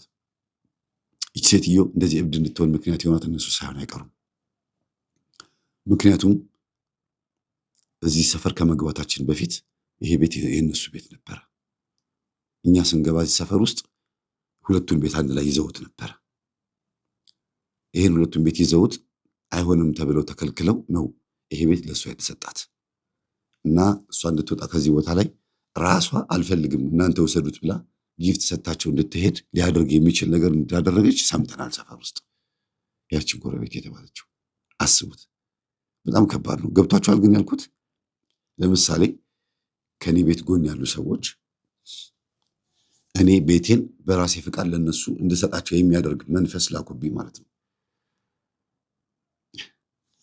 እና ያኔ በሰፈራ ምክንያት ሲገቡ ቀድሞ ስለገቡ ብቻ ቤቱን ሊወርሱ ስለፈለጉ እሷ ስለገባችባቸው ተናደው የላኩባት መንፈስ ነው እሷ ላይ መጥቶ ያረፈባት። ምክንያቱም ባህሪያቸው፣ ጸባያቸው ተመሳሳይ ነው። እንዴት መሰላሪ 3 ነገር የነገሩኝ ሴትዮዋ። አንደኛ ይቺው እንደምታመነዝረው የሰው ባል እንደምታማግጠው ያቺኛውም እንደዛ አሁን ትዳር ላይ ብትሆንም ግን ስትሸረሙጥ አግኝቻታለሁ፣ ስትማግጥ አግኝቻታለሁ። እና ሚስጥሬን ጠብቂልኝ፣ ቃሌን ጠብቂልኝ ብላ ለምናኝ ቃሏን ጠብቄላታለሁ። አንድ በል ይቺኛዋ እንዲያውም እንዲህ አይነት የአመንዝራነት ችግር የመጣባት ከዛ በኋላ እንደሆነ የምረዳው። ለምን ሰላም የሆነ ትዳር ትኖር ነበር። ሁለተኛ ነገር ደግሞ ሲበሉም ሲጠጡም ማንኛውም ነገር ሲያደርጉ እኛ ሁሉ ስንጣላ እነሱ አይጣሉ። በባህሪ ተስማሚ ናቸው፣ ተወራርሰዋል ባህሪ። ቡናም ሲጠጡ ምንም ሲሉ እኛ ሁሉ ስንበጣበጥ ምን ስንል እነሱ አይጣሉ። ምን ያህል ተመሳሳይነት እንዳላቸው ያለች። ሁለት ሌላው ሶስተኛ ደግሞ በጣም የሚገርመው ነገር ባል ሲቀያይሩ ልክ እንደዛው ነው የሚቀያይሩት። ምንም እንኳን ያችኛዋ ሁለተኛ ባሏ ቢሆንም የተፋቱበት ወር ግን ተመሳሳይ ወር ነው። የመጀመሪያ ባላቸውን ማለት ሁለቱም እኩል ነው ባላቸውን ያጡት። ከዛ በኋላ ነው ይችኛዋ 3 4 እያለች ማመንዘር የጀመረች። ይችኛዋ ደግሞ በአንድ ባል ብትጸናም ግን በድብቅ ብዙ ነገር ታደርጋለች። እናውቃለን። አንዳንድ ሚስጥሮች ሴቶች ሚስጥር መንደር ውስጥ ሚስጥር ይጠባበቃሉ፣ ይደባበቃሉ። እና ይሄ ነው ብላ ነገረች። ኦኬ ስለዚህ እንድትፈታ የምታረጋትም እሷ ነች ማለት ነው። ቤቱን መውረስን ፈልጋ የምትቀርባትም መግቢያ መውጫዋን አይታ፣ የምትበላ የምትጠጣውን አይታ፣ ስንት እንዳተረፈች ስንት እንደሸጠች አይታ እያንዳንዱን የምታጠቃትም እሷ ነች ማለት ነው። ስለዚህ በትክክል እስቲ አመጋገባቸውን ልብ ብለህ ተመልከተ። ጠየቀቻት ልጅቷን። ከዛ ልጅቷ አፏን ያዘችው፣ ገረማት። አዎ ልክ ነው፣ ያቺ ጎረቤታችን ያለችው ልክ እንደዚሁ የጣፈጠ ነገር ነው የምትበላው፣ እናቴም ልክ እንደዛ ነው የምትበላው፣ እኔ እንዴት አላስተዋልኩትም አለች። አንድ አይነት በዛችኛዋ ቦዳችኛዋ ታይታለች። እና የሆነ ወቅት ላይ ምን ተወራ፣ ይሄንን ቤት ጥዬ መውጣት ፈልጋለሁ፣ ቀን አልፈልግም፣ ደህና ባል አግብቼ በዚህ ውበቴማ እዚህ ሰፈር ውስጥ መርመጥመጥ አልፈልግም፣ ይሄን ቤት ጥዬ ወጥቼ ሰጥቼሽ ላንቺ፣ ከዛ እኔ ሌላ ቦታ ሄጄ አግብቼ መኖር ነው የምፈልገው፣ ልጆቼን የሚያሳድግልኝ ብቻ ይገኝ እንጂ እንደምንም ብዬማ አንዱን ባላብትማ ጠብሳለሁ የሚል ስሜት ተነስቶባት ነበር አሉ እናትየዋ። ይሄንም ቃል በቃል ለሴትዮዋም ነግራታለች፣ ለልጅቷም ነግራታለች። ያን በፊት ነው እንግዲህ አዲስ አሁን አባት አመጣላችኋለሁ፣ ባል አገባለሁ፣ ከዛ ይሄን ቤት ጥለን እንወጣለን፣ ሌላ ሰፈር እንኖራለን ብላ በእርግጥም አድርገው ነበር። የሚገርማችሁ አግብታ ወጣችና ሰውየው ቤት ሄደች፣ ገባች። ይህን ቤት ለ15 ቀን ያክል ቆለፈችው እና ሰውየው ቤት ለ15 ቀን ያክል ተቀመጠች እና ለካ ሰውየው ተልኮ ነው። ያቺ ሴትዮ ጎረቤት የተባለችው ሴትዮ፣ መጥፎ የተባለችው ሴትዮ ወይም ደግሞ ጓደኛዋ የተባለች ሴትዮ ምን አድርጋለች? ጠንቋይ ቤት ትሄድና ይህን ሀሳብ ትናገር፣ ቤቱ እንድታስረክበኝ ይፈልጋለሁ ስትል፣ ታዲያ ምን ችግር አለው? ምንድን ነው የምትፈልጊው? አይ ካገባሁኝ ከዚህ ሰፈር እወጣለሁ እያለች ስታወራ ሰምቻታለሁ። ስለዚህ የሚያገባት ሰው ያስፈልጋል፣ እኔ አገባታለሁ አለ አንዱ። ከዛ ተነስቶ 2 ልጆች ነው ያላት፣ ታገባታለህ? ኧረ አገባታለሁ፣ ቆንጆ ከሆነች ምን ችግር አለው? እኔ አግብቻት ወደ ቤት ይወስዳታለሁ ብሏል። ጠንቋይ ቤት ውስጥ የነበረ ሰው ነው፣ አስቡት። ከዛ ትሄድና 15 ቀን ያክል ትቀመጣለች። ግን አልተመቻትም። ውስጡ ያለው አይነ ጥላ ከባድ ነው። ከራሷም የመጣለ እንደገናም ከሷም ከሴትዮዋም የመጣለ አመንዝራ መንፈስ አይፈቅድም ይሄንን ነገር። ወን ሚስቴን አልሰጥም አይነት ነገር ነው እንግዲህ። እና ለ15 ቀን ያክል በሯ ተዘግቶ መቆየቱ ምንም አልመሰላትም። ለምን በዛው ትዳር ከያዘች ቤቱን ትሰጠኛለች ብላ ነበር ያሰበችው። ግን ተመልሳ ወደ ቤቷ መጣች። ውይ ምነው አንቺ አለቻት። አይ ደስ አይልም፣ ሰውየው ደስ አይልም፣ ጥሩ ሰው አይደለም፣ ዝም ብሎ በቃ ዝም ብሎ ነው አይረባም ምናምን ብላ ነው የመጣችው። ይሄ ነው ይሄን የሰማችውና ሙከራ ተደርጎ ነበረ። ቤቱን ጥላ መውጣት ሞክራ ነበረ። ይሄንን ግን ከዚህ አንጻር እንደሆነ አልተረዱትም ነበር። እና እኛ ግን እናውቃለን አሉ። ጎረቤት ያውቃል። በእርግጥ የማይሰሙት ሚስጥር የለም። በወሬ ይመጣና ጆሯቸው ላይ ቁጭ ይልላቸዋል። እና ይሄን ነገር ነው የነገሩኝ። አሁን አስቡት፣ እኔ የመንደር ወሬ የምሳም ይመስላል ስታስቡት፣ ወይም የመንደር ወሬ የምነግራችሁ ይመስላል። ግን የህይወት ጉዳይ እኮ ነው። በዚህ አይነት ጥልፍልፍ ውስጥ የገቡ ቤተሰቦች የወለዷቸው ልጆች ሰንበት ተማሪ የሚሆኑ ነገ የሀገር መሪ የሚሆኑ ምንም ብቻ ምንም ቦታ ላይ ይቀመጡ፣ እንዴት አብሯቸው ተከትሏቸው ሄዶ ህይወታቸው እንደሚያመሰቃቅለው ይሄው የመንደር ኑሮ ሌላ የሚቀጥለው ትውልድ ላይ እንዴት እንደሚቀጥል አስቡት። ለዚህ ነው እኛ የባለፉት እናትና አባቶቻችን የህይወት ውጤት ነን። ስለዚህ ቼክ እናድርግ ህይወታችንን፣ እነሱን እናጥና፣ እናትና አባቶቻችን ቼክ እናድርግ የምለው የእነሱ የኑሯቸው የህይወታቸው የመንደራቸው ውጤቶች ስለሆነ ነው። ይሄ ሁሉ ህዝብ የምታዩት የዛሬ 50 ዓመትም የዛሬ 70 ዓመትም የዛሬ 100 ዓመት የዛሬ 200 ዓመትም እንደየዘመኑ ስልጣኔ መንደር ነበረ። ሁሉም ሰው ግን የመንደሩ ውጤት ነው። ሁሉም ሰው ቄስም፣ ዲያቆንም፣ አገልጋዩም፣ ሰባኪውም፣ መነኩሴውም ሁሉም ቤተክርስቲያን ውስጥ የሚያገለግሉት በሙሉ መጀመሪያ በልጅነታቸው ሁሉም መንደር ውስጥ አድገው ነው አይደለም እንዴ ወደየቦታው ወደየፊልዳቸው የሚሰማሩት። ስለዚህ ይዘን የምንወጣው ነገር አለ። የግል ህይወታችን መኖር ስንጀምር የጋራ ከሚባለው ነገር ውስጥ ነው የወጣ ነው። ማንም ሰው ቤት ውስጥ ቢያድግም የራሱን መሶብ እየከፈተ እንጀራ ቢበላም ጉርብትና ግን የማይቀር ነው። የጉርብትናን በረከት ወይም እርግማን መቀበላችን የማይቀር ነው። ስለዚህ ሁሉም ሰው ቆም ብሎ ማሰብ አለበት ብዬ የምናገረው ለዚህ ደሞዝተኛም ሁኑ ነጋዴም ሁኑ በቃ የትኛውም አይነት ህይወት የምትኖሩ ሰዎች ዛሬ ላይ ለምትኖሩት ኑሯችሁ የሚገጥማችሁ ጥሩም ነገር ከሆነ መጥፎ ነገር ወደኋላ በተወሰነ 50% ለጉርብትና አለበት። እናታችሁ ስትጣላ፣ አባታችሁ ሲጣላ፣ ወይም የእናትና አባቶቻችሁ የመስሪያ ቤትን ጓደኞች ሊሆኑ ይችላሉ። እናትና አባቶቻችሁ የሚያመልኩትም ሊሆን ይችላል። በተለያየ መንገድ አስተዋጽኦ አለው እናንተ ላይ ዛሬ ለምትኖሩት ህይወት። እናንተም ደግሞ ለራሳችሁ አስተዋጽኦ አላችሁ። ምርጫችሁ የእናንተ ምርጫ እሱ መጨረሻ ላይ ነው የሚሆነው። ስትሉት እምቢ ይላችኋል። ገንዘቡን አምጣ ብላችሁ ማሽኑን ፈልፍል ውለድ ስትሉት አይ እምቢ ይላል። ለምን? የሆነ ነገር አለ። መስሪያ ቤታችሁን በተቻላችሁ መጠን በጥሩ በቀናነት አገልግላችሁ ሱቃችሁንም ጥሩ አድርጋችሁ አዘጋጅታችሁ ካፌያችሁንም ቡቲካችሁንም ባላችሁበት የስራ መስክ ላይ በቃ እኔ ጥሩ ስራ እየሰራሁ ነው ብላችሁ አስባችሁ ግን የምታገኙት ገንዘብ ከእጅ ወዳፍ ይሆንባችኋል። እንደምታገኙ እርግጠኛ የሆናችሁበት ቦታ ላይ ትርፋማ ነኝ ብላችሁ ያስባችሁበት በጣም በቃ እኔ ስኬታማ መሆን የምችልበት ስራ ላይ ያለሁት ብላችሁ አስባችሁ ግን የምትፈልጉትን ያክል አታድጉበትም።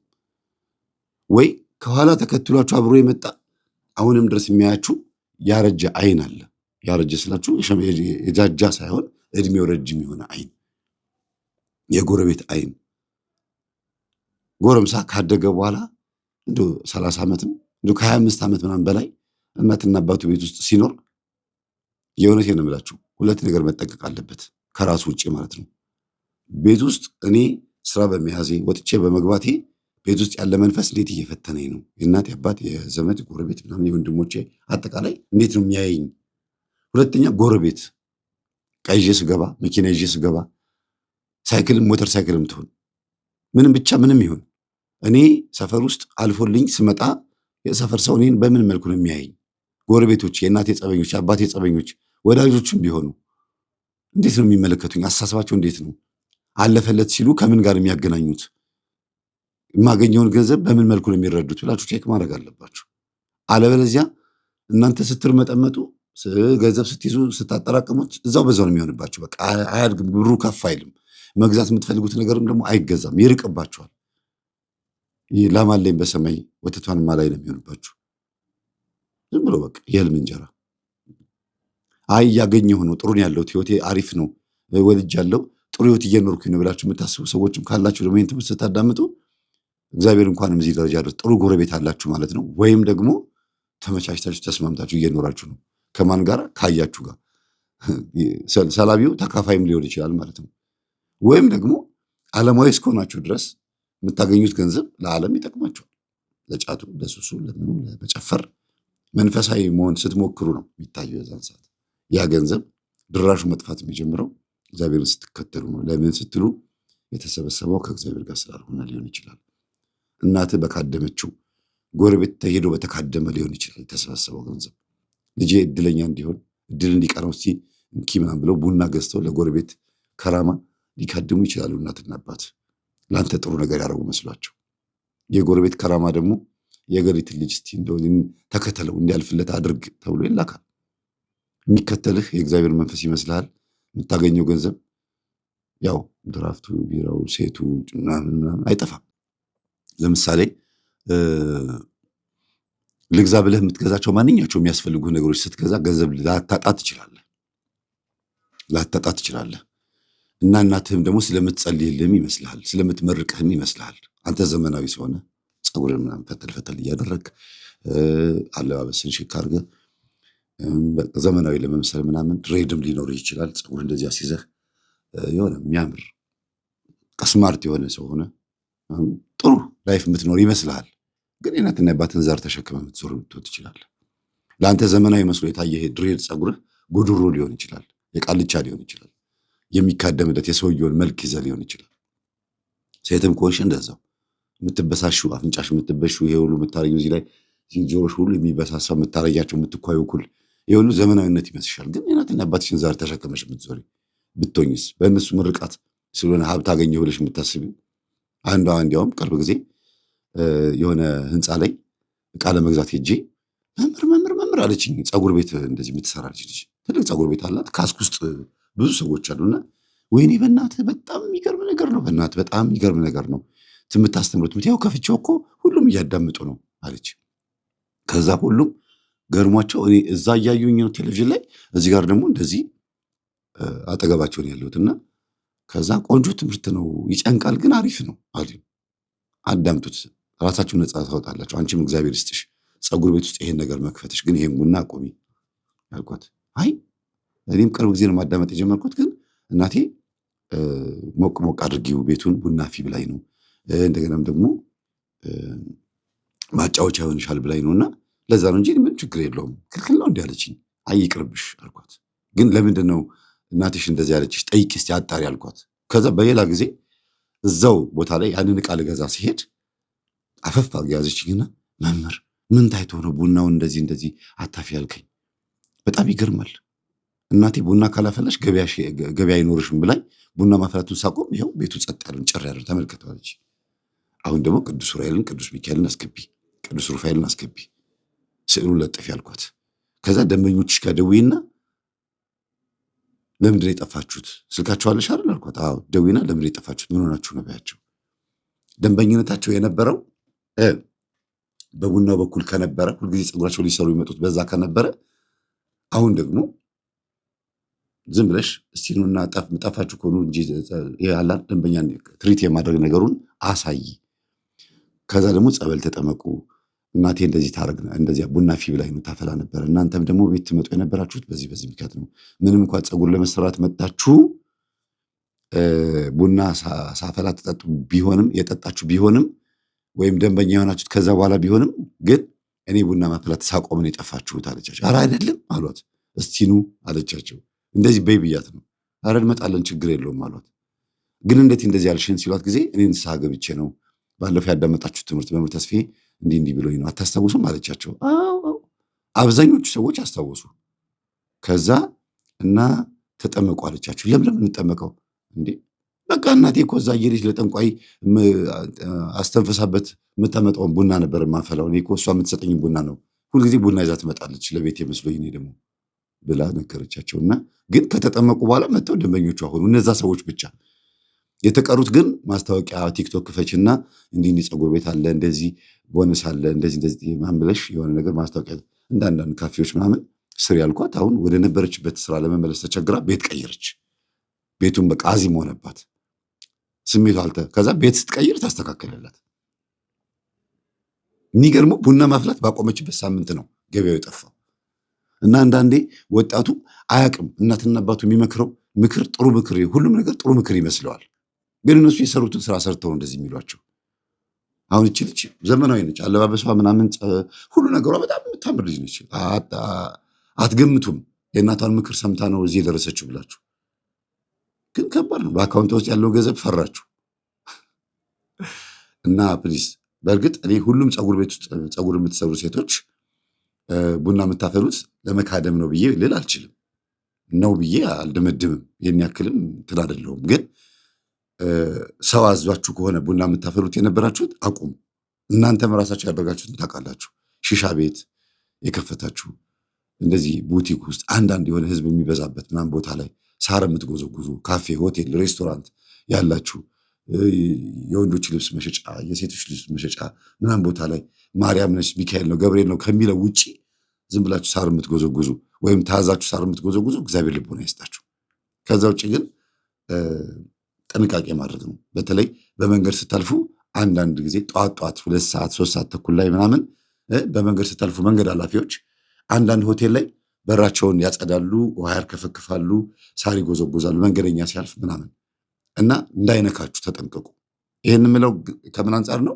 እንደው ተጠንቀቁ ለማለት ያክል ነው እንጂ ሁሉንም ተጠንቀን አንችለውም። ግን አማትቡና እለፉ። ጮቤም ደንቃራም ሊሆን ይችላል። ስለዚህ በመጥፎ ሳይሆን በገበያ መሳቢያ ሳሩን የረገጠ ወደዚህ ጎራ ይበል አይነት ነገር የሚሰራ ብዙ ነገር ስለምሰማ ነው። ራሳቸው መጥተው ንስሐ ስለሚገቡ እኮ ነው። እንዲያርጊ ተብዬ ይላሉ። ቢሮ ላይ የማልሰማው ጉድ የለም። በሳር እንግዲህ አሁን በሳር ይደገማል፣ በውሃ ይደገማል፣ በሚርከፈከፍ ውሃ ካፌ ውስጥ በፎጣ ላይ ይደገማል። እየበላችሁ እየጠጣችሁ ገና ሳትጨርሱት መጥተው ጠረጴዛውን አድርገው ይሄዳሉ። አስተናጋጆቹ ታዘው ነው። ምንም እቃውን እያነሱ እኮ እንዲህ እያደረጉ እቃውን እንደዚህ እያነሱ ይወለውላሉ። ገና ሳትወጡ ማለት ነው። ሂሳብ ስትሉት እሺ ሂሳብ አመጣልኝና ሂሳብ ገና ሳይከፈል በፎጣ እናንተ የተንጠባጠበባችሁን ሶፍታችሁን ምናምን ስብስብ አድርገው ይወስዱታል። ምን ትላላችሁ? አትውሰዱ አትሉትም መቼም። ከባድ ነው። አላጋጠማችሁ እንደዚያ ነገር? ስራቸውን እየሰሩ ነው የሚመስሏችሁ አይደል? ግን አይደለም። አንዳንድ ጊዜ ከባድ ነው። ይሄን ራሱ ጠንቋዩም ራሱ ንስሐ ገብቶ መጥቶ እኛ ጋር እዚህ የሚነግሩን ነገር ለምነገር ደብተራውም ጭምር ማለት ነው። እንዲህ አድርጉ አምጡ እንላቸዋል። አፍ የተጠረገበትን ሶፍት፣ ስቴኪኒ ጥርስ የተጎረጎረበትን ስንት ነገር አለ አምጡ እንላቸዋለን። ከዛ ያንን ያ ደንበኛ ያ ሰው እዛ የዛ ቤት ምርጥ ደንበኛ ነው የሚሆነው። ለምን ይሄን አነሳሁት መሰላችሁ? እናትና አባቶቻችሁ የሚነግሯችሁን ነገር ከዛም አልፎ ተርፎ ደግሞ ጠንቋይ የሚነግራችሁን ነገር ይሄ ነገር ጥሩ ነው ተብሎ የሚነግራችሁን ጎረቤት ሰምታችሁ ጉድ የሆናችሁ በጣም ብዙ ሰዎች ስላላችሁ ነው። ከየትኛው ነው የጀመርነው? ይሄን ያመጣሁት ጠንቋይ ቤት የነበረው ሰውዬ እንደ ባል ያገባችሁ ሰውዬ 15 ቀን ተቀምጣ ወደ ቤቷ ስትመለስ ታርጌት እንደሆነ አታውቅም ነበር። እሷ እቺ ሴትዮ ያመንዝራ ነች ያልኳችሁ ሴትዮ ወይም ደግሞ ችግር አለባት ያልኳችሁ ግን ታርጌት ነው። ቤቱን እንድታስረክብ ተደርጋ ነበር የተደገመባት። ወይ እኔ ደግሞ ጥለሽ ስትወጪ ካሁን ትዳር ያስሽ ብዬ በአፏ ነገረችኝ የምትለው እንደውም ሴትዮ ትዳር ያስሽ ብዬ ቤቱን ጥለሽልኝ የወጣሽ መስሎኝ ጥሩ ሲሳይ ያገኘው ብዬ ምናምን ብላ ቀለለችላት። አይ ችግር የለውም እኮ ሌላም ባል ከመጣ እኮ ጥዬ እወጣለሁ ምናምን ብላ በዛው ተረስቶ ተወችው፣ እዛው ተቀመጠች። እና አመጋገባቸው፣ ውሏቸው፣ ሁሉ ነገራቸው ተመሳሳይ ነው። አንድ አይነት ናቸው፣ አይጣሉም። በዚህ ልክ ሙከራ አድርጋለች ቤቱን ለመቀማት። ግን ቤቱን ለመረከብ ብላ የምትልክባት መንፈስ ከማን ነው የሚመጣው? ከሴትየዋ ነው የሚመጣው። ከሴትየዋ ስለሚመጣ ሴትየዋን መስሎ ነው የሚመጣው። ጸባይዋን፣ ባህሪዋን፣ ሴሰኝነቷን፣ ዘማዊነቷንም ጭምር ይዞ ነው የሚመጣው። ለዚህ ነው አዲስ ባህሪ ስታመጡ ተጠንቀቁ። ግለ ወሲብ ድንገት ጀምራችሁ ከሆነ ማን ነው ግለ ወሲብ የሚፈጽም ሰው በቡዳ የበላችኝ ብላችሁ ማሰብ አለባችሁ። ግለ ወሲብ የምትፈጽም እናት ልጇን በቡዳ በልታት ልጇን ግለ ወሲብ ስትፈጽም አግኝታታለች። ይህን አስተምሬያለሁ ገጠመኝ ላይ አይደለም። ዝሙት የምትፈጽም ከባሏ ውጭ የምታመነዝር እናት ወይም ከባሏ ከሚስቱ ውጭ የሚያመነዝር ባል ያለበት ችግር ወደ ልጆቹ የመተላለፍ እድሉ በጣም ሰፊ ነው። በዛው አይኑ ስለሆነ ልጆቹን የሚያያቸው፣ በዛው አይኗ ስለሆነ ልጆቿን የምታየው። ከቤት ሰራተኛ ጋር በዚህ ልክ የሚተኙ ትምህርት ላይ አላስተማርኩም? ከቤት ሰራተኞቻቸው ጋር በዛው አይኗ በሌዝቢያን አይኗ ስለምታያት ሰራተኛዋንም ሌዝቢያን ታረጋታለች። ስለዚህ ተመሳሳይ ማንነት የሚኖራቸው ማለት ነው። አሁን ይሄንን ነው እንግዲህ ያወራ ነው የተወያየ ነው። ሴትዮዋ መታ በጣም ብዙ ነገር ተጨዋወትን። ከዛ አሁንም የእናንተ ስራ ነው አልኳቸው። እኔ እዚህ ውስጥ አልገባም። የዚች የትንሽ ልጅ ስራና የእርሶ ስራ ነው። እርሶ ግድግዳ ተለጥፈው ተደግፈው አይደለም ገጠመኝ ሰምተው ለቁም ነገር ይበቁት። እሷ ደግሞ ቴሌቪዥኑም ሆነ ሬዲዮሙ ተከፍቶ ፍላሹ ተሰክተው እያዳመጠችው 60 ምናምን ገጠመኝ አዳምጣ እንኳን ፍንክች የለም አይደል? ተይዛ ነው ወድ አይደለም መዳኛዋ ስለተገኘ አሁንም እየተላከባት እየታደሰባት ስለሆነ ስላቸው ጊዜ አዎ መሆን አለበት ልክ ነው እንጂ እንዴት ነው ይሄን ሁሉ ገጠመኝ አዳምጣ እንዴት ነው ልቧ ወደ ንስሐ የማይመጣው? እውነት ነው። በቃ ገጠመኝ ላይ ስታስተምር የሰማሁት ነገር አደርገዋለሁ። 2 ጆግ ጸበል ይዛ በ2 ጆግ ጸበል ድንገት ከቤቷ ስትወጣ ልትረጫት አሰበች ማለት ነው። ይሄ ትልቅ ነገር ነው ማለት ሁልጊዜ ይሄን እናገራለሁ። የሆነን ሰው ለመቀየር የሆነን ሰው ለመለወጥ 2 ጆግ ጸበል ይዛችሁ ትደበቁና እገሌ ትሉታላችሁ። አቤት ሲል ጊዜ አብላችሁ ስትሮጡበት የሆነ መንፈስ ከላዩ ላይ ብድግ ብሎ ነው የሚሄደው። ከተቀየመ የሚቀየም ከተናደደ የሚናደድ ፀጉሬን አበላሸሽ ወይም ልብሴን አበላሽ ይበል ጸበል የነካው አኩርፎ ይዳን ምንም ችግር የለውም ብዬ እናገራለሁ። እና ይሄን አድርገዋለሁ ብለው ሄዱ። አድርጉት አልኳቸው። ምናልባት አንድ ነገር ብድግ ብሎ ከሄደ ግፍፍ ካለላቸው ከዛ በኋላ እንደተባለውም ሄደው አደረጉት። ሴትዮዋ ወደኋላ ተፈንግላ ወደቀች እና በሯን ዘግታ በሯን ከፍታ ስትወጣ ነው ያጋጠማቸው። እናትና ልጅ ማነው ሴትዮዋ 2 ጆግ ልጅቷ ነው 2 ጆግ ጸበል ይዛ ነው ገና በሩን ከፍታ ጠዋት እያነቻሉ የምትወጡት ከበር ላይ ከፍታ ልክ ስትወጣ በዛ ሲያጣድፋት ዋ ብላ ወደኋላ ስትወድቅ ጎረቤቷ ውጥት ምንድነው ሲል ጊዜ ምንም አሏት። ማለት ለምን ጮኸች ታዲያ? ጸበል ረጭተናት ለምን የያዛት እዚህም እንዲለቃት እነሱ ደግሞ የምናዚ ምን ሆነችና አይ የያዛት ቢይዛት እንጂ ይህን ሁሉ ትምህርት እያዳመጠችማ እናቴ እንደዚህ አትፈዝም አለች። ነው እንዲህ አለች እና ሊሆነ ነገር እንደሚያቅሰው ችግር ያለበት ሰው እንደምታውሰው ሹልክ ብላ ገባች። ሹልክ ብላ ገብታ በሯን ዝግት። ይሄ ምልክት አይደለም እንዴ? አብራም መምጣት መሳተፍ ነው የነበረው። እኔንም እንዳይሮጭ ብላ ፈርታ ይሆናል መሰለኝና ከዛ እናትየዋን አንስተው አልጋ ላይ አስቀምጧት ምንድነው ያየሁት? ምንድነው ብልጭ ያለብኝ? የሆነ ነገር ብልጭ በሬን ከፍቼ የወጣ ይመስለኛል እና አንቺና እሷ ደግሞ በር ላይ ቆማችሁ ይመስለኛል። ከዛ በኋላ ስትል ጊዜ ህልም እኮ አይደለም አሏት። እንዴ እና ስትል የእውነት እኮ ነው የረጨንሽ፣ ይኸው ልብስሽ በስብሷል አይደል ሲለው ጊዜ ነው እንዴ እኔ እኮ ከእንቅልፌ እንደተነሳሁኝ ረፍዶብኝ ብዬ በር ከፍቼ የሚሄድበት አለኝ ብዬ አይደለም፣ ህልም አይደለም፣ እውነት ነው፣ ረጭተንሽ ነው። ከዛ ዞር ስትል ጠላቷ ጎረቤት ጸበኛዋ ጎረቤቷ አጠገባለች። እንዴት ቤት የገባሽ አለቻት። እስቲ ዝም በይ ነገረኛ አለችና ተነስታ ወጣችላት። ከዛ ያው የእናቶች ባህሪ አይደለም ናይ አለቻትና ተመልሳ መጣ ቁጭ አለች። እማዬ ጸበል የረጨንሽ ችግር እንዳለብሽ ስላወቅን ነው። የምን ችግር? ምን ሆኜ እንዴ? ይህን ሁሉ ትምህርት እያዳመጥሽ እንዴት ነው አንድ ምልክት እንኳን የማታሳዩ? ይኸው እሷ ግድግዳሽ ላይ ተለጥፋ አንቺ የከፈትሽውን ትምህርት እያዳመጠች ለቅዱስ ቁርባን በቃች። ነጭ በነጭ ለብሳ ያየሻት እኮ ቆርባ ነው። ስታ ጊዜ አለች እንደዛ ነጭ ለብሰሽ ዳንቴል ስትሰፊ ያየሽ ቆርበሽ ነው አንቺ የምትካድሚው ቆርበሽ አለቻት። አዎ ቆርቤ ነው አንቺ በከፈትሽው ከኋላሽ መጥቼ ይኸው እንግዲህ ኋለኞች ፊተኞች ይሆናሉ አለቻት። በእርግጥ ትምህርቱ ለቁርባን የሚጋብዝ ነው፣ ጥሩ ትምህርት ነው። ግን ምንም እንደ ተረት ነው፣ እንደ ታሪክ ነው የማየው። አስተማሪነቱ እንዳለ ሆኖ እውነት ነው ብዬ መቀበል ከብዶኛል። የአንቺ ህይወትስ 3 ባል አግብተሽ 2 ልጆች ወልደሽ የሰው ባል ያማገጥሽውስ ገጠመኝ አይደለም?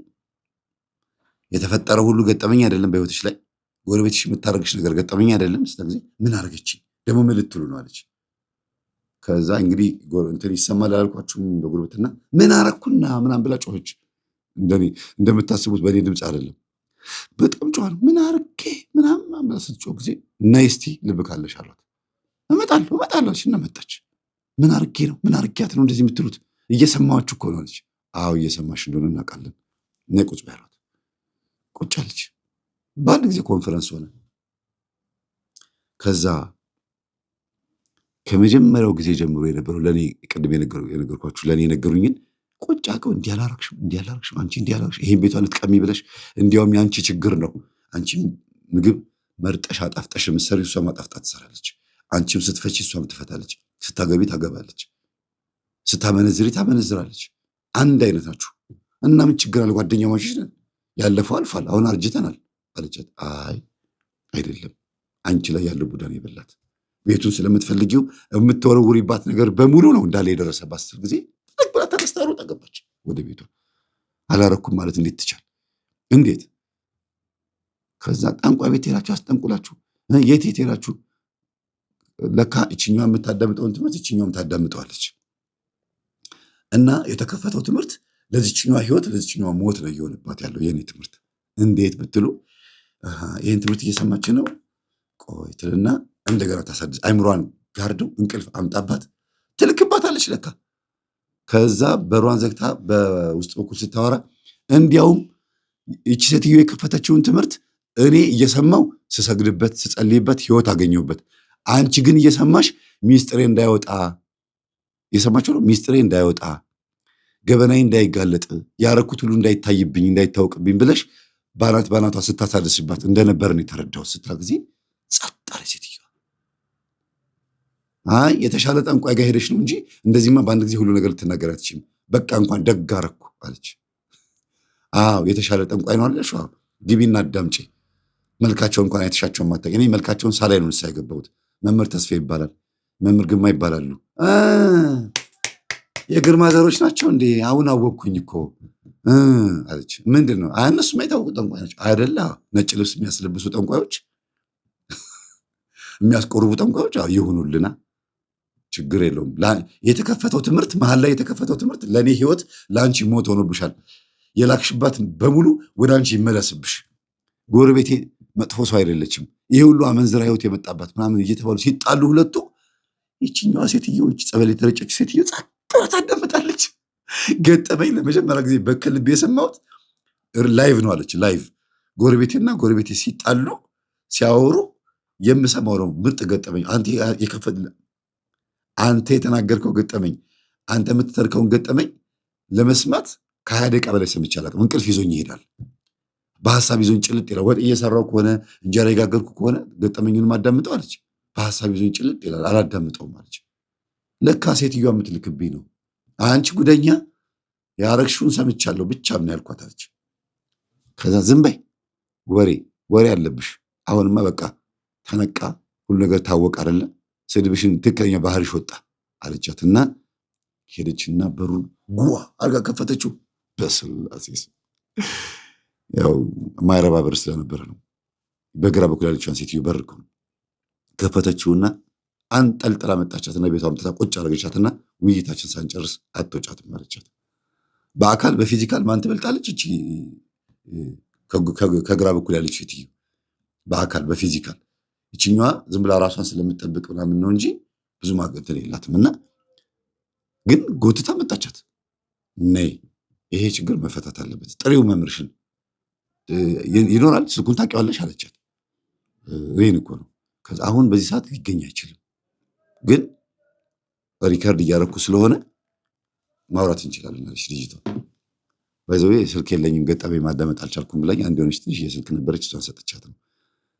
እናንተ የሰጣችሁኝ የአሮጌ ስልክ አንዳንድ ሰዎች ያመጡና መምህር ለተቸገረ ሰው ስጠው ችግር የለው እኔ ጋር 2 ስላለኝ አንዳንድ ምስኪኖች ምናምን ካሉ ስጣቸው ምናምን ብሎ ያላቸውን ይሰጣሉ። ብር የለኝም ግን ይህንን ካይላሉ።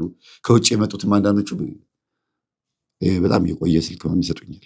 ያ ምንድን ነው ለሰዎች ይሆናልና ከስንት አንዴ ነው የሚሆነው ይሄ ነገርና ሰጥቻት ነበረ። ሪከርድ እያደረገች ያን ሪከርድ ላከችልኝና እግዚአብሔር አፈነዳው አልኩኝ። በቃ እውነት ሆነ። ያየችው ህልም እውነት ሆነ። አውሬ ነብር ምናምን የሚያስጠላ ጥርሳም የሆነ ምናምን በጣም የሚያስጠላ አውሬ ነበር ያየችው። በሩ ተዘግቶ ልክ ስታንኳኳ እዛ ቤት ሊበሏት የመጡት ምንድን ናቸው? ማንኳኳት ማለት በህልም እንትን ማለት ነው። ይሄ ለምሳሌ በህልማችሁ በር ስታንኳኳ ካያችሁ ጥሪ ማለት ነው። የሆነ ሰው በራችሁን ካንኳኳ ያ ሰው እናንተ እንድታናግሩት ይፈልጋል። ጎረቤታችሁ ጸበኛችሁ ከሆነ እንታረቅ ማለት ነው። ወዳጃችሁ ከሆነ ደግሞ ሚስጥር ሊያወራችሁ ነው ማለት ነው። በር ሲንኳኳ በህልም አይደለ? አንኳኩታ በር ስትከፍት አውሬ ብቻ ቤት ውስጥ ስታይ ምን ማለት ነው?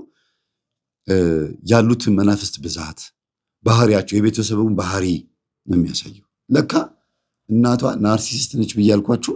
ቀጥታ ከማን የተጋባባት? ከግራ በኩል ካለች ጎረቤቷ ነው ሙሉ በሙሉ የተጋባባት። ዋናዋ ናርሲሲስት ለካ ጎረቤቷ ነች። አብረው አንድ ትሪ ላይ ምግብ የሚበሉ ከሆነ የምታጎርሳት እሷ ነች። ወጥ የምትጨልፍ የሚጣፍጥ ወጥ የምታበላት እሷ ነች። በቃ ማለት ጥሩ ሰራሽ ልትላት፣ አበላውሽ አጠጣውሽ ልትላት፣ በኋላ ሲጣሉ አንቺ አብረን በልተን ይህን ሰጥቼሽ ልትላት እኮ ነው። እና ናርሲሲስት የሆኑ ሴቶችና እናቶች ባህሪያቸው ይሄ ነው። አብልቼ አጠጥቼ አሳድጌ እንደዚህ አረከኝ ይላሉ እና ውለታ ይቆጥራሉ። እና ከዚህ አንጻር ባህሪዋ ሙሉ በሙሉ የተጋባባት የሷ ነው። እና ባሏ ላይ የምታሳየው ባህሪ እዚህ ጋር ባልየው ቻይ ስለሆነ አብሯት ተቀመጠ እንጂ እያመነዘረች እንዲያውም እንደምታመነዝር ሁሉ ያውቃላሉ። አሁን ደግሞ መጨረሻ ላይ ስንሰማ ወጥታ ከሱ ላይ እንደምትማገጥበት ያውቃላሉ። ግን ኃይለኛ ሆና ስለምትኖርና ባሏን ስለምትቆጣው ፍጥጥጥ ስለምትልበት ጠንቋይ ቤትም ስለምትሄድ ዝም ነው የሚላታሉ። ይህም ባህሪዋን ታግሶ ነው ልጆቹን እያሳደገ የነበረው። ያ ማንነቷ ደግሞ እዚችኛዋ ሴትዮ ላይ በመተት መልክ ሲመጣ ማለት በቡዳ አይኗ፣ በዝሙት አይኗ ወይም በመተት ማንነቷ ስታጋባባት መንፈሷን ባህሪዋም አብሯል የሚመጣው ያልኳችሁ። ግን ለዚህ እሷ ለምታገባቸው እችኛዋ ሴትዮ ሰንበት ተማሪዋ እናት ወይም ክፉ የተባለችው እናት ማለት ነው ለባሎቿ የሚመች ማንነት አይደለም። ወዲያውኑ ይሄን ባህሪዋን መቋቋም ሲያቀታቸው እነዚህኞቹ ደግሞ ጥለዋት ይሄዳሉ። እዛ ጋር ግን የሚቋቋም ሰው ስላለ ነው ትዳሩን ያልፈታቸው። እዚህ ጋር ግን የሴትዮዋ የምታገባቸው የምታመጣቸው ወንዶች በሙሉ ባህሪዋን መቋቋም ያቀታቸዋል። ለምን?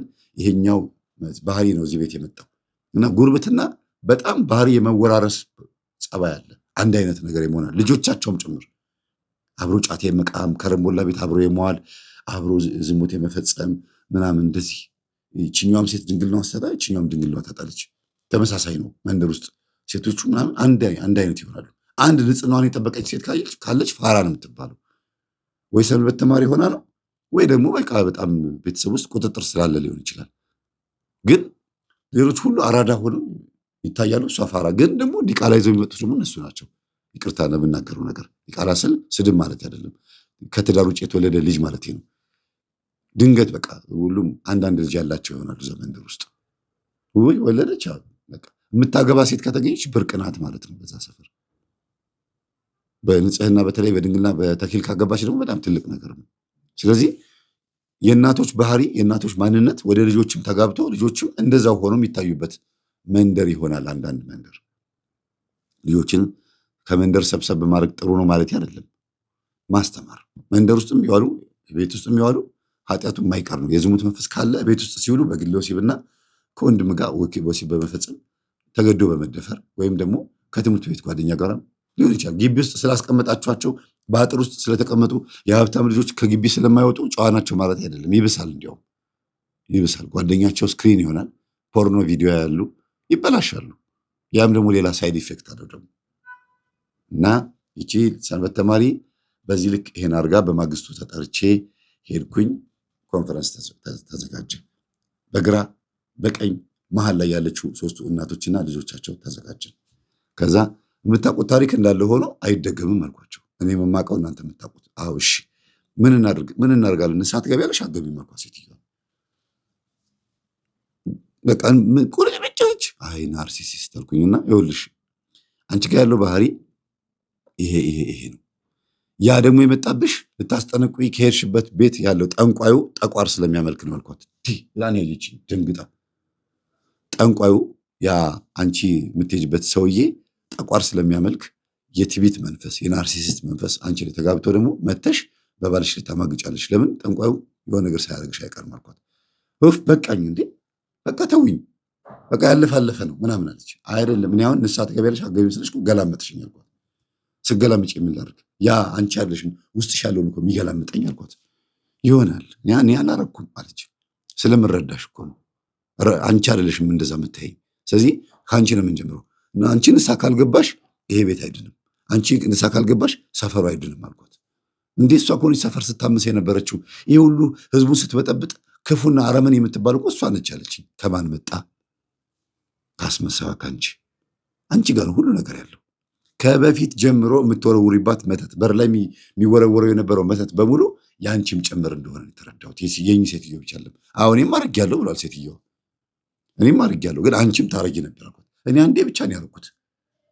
የጎሽ ቀን እንዳመጣሁኝ በሯ ላይ ያስቀመጥኩኝ። ከዛ በኋላ አልሰራለኝ ተውኩት አለች። የጎሽ ቀንድ ገብቷቸዋል ትርጉሙ?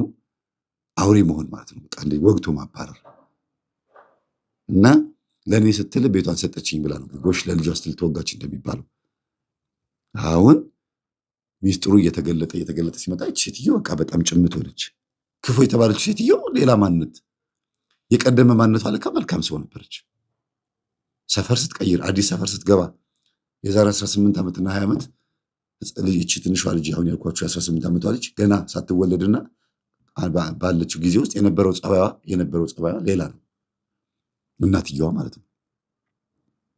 ዝም ስትል እንዴ እኔም ቤት በጣም ክፉ አረመኔ የምትባዩ የነበርሽው አንቺ ነሽ እና ዛሬ ደግሞ ሌላ ጸባይ እያየሁ ነው። ስለ አንቺ ብዙ ነገር አውቃለሁ። አዎ መምህር አለችኝ። እና ዛሬ ደግሞ ጸባይሽ በጣም ተገርቷል። ተስተካክለሽ ነው ወይስ የሆነ የገባሽ ነገር አለ? ስላ ጊዜ አይ ተውኝ በቃ እሷም ከፈለገች ንስሐ ትግባ አትግባ፣ አንቺም ግድግዳ ተለጥፈሽ ትምህርቴን አዳምጠሽ ለዚህ ስለበቃሽ በጣም ደስ ብሎኛል። ራሴን አሞኛል፣ ልግባና ልተኛ አለች። በቃ ትግባና ትተኛ አልኩኝ። ግባ መምህር አለችኝ። ገባው። ምግብ በላን፣ አንድ ላይ ነው የበላ ነው። ሴትዮዋ ግን ወደ ቤቷ ገባች። ንስሐ ግቢ ስትባል በቃ እንዲህ ያዛት፣ ታረቂ ያዛት። ግን አቆን ትናገር። ለምን ምን መስያት ነው? ለካ ደብተራ መስያት አለው። እና ላሰራ እኔ መተት ላሰራ የመጣውን የመሰላት ልሰራባት። ለካ እውነቱን የምትናዘዘው እኔ እሷ ላይ እንደዚህ እንዳላረግባት። ወይ ጉድ! እንኳንም መሰልኩኝ። ለምን እውነቱ እንድትናገር ምክንያት ሆኛለሁና ገብተን ምግብ እየበላን እያለ መጣችና እና አሁን በቃ ሁሉ ነገር አልፏል።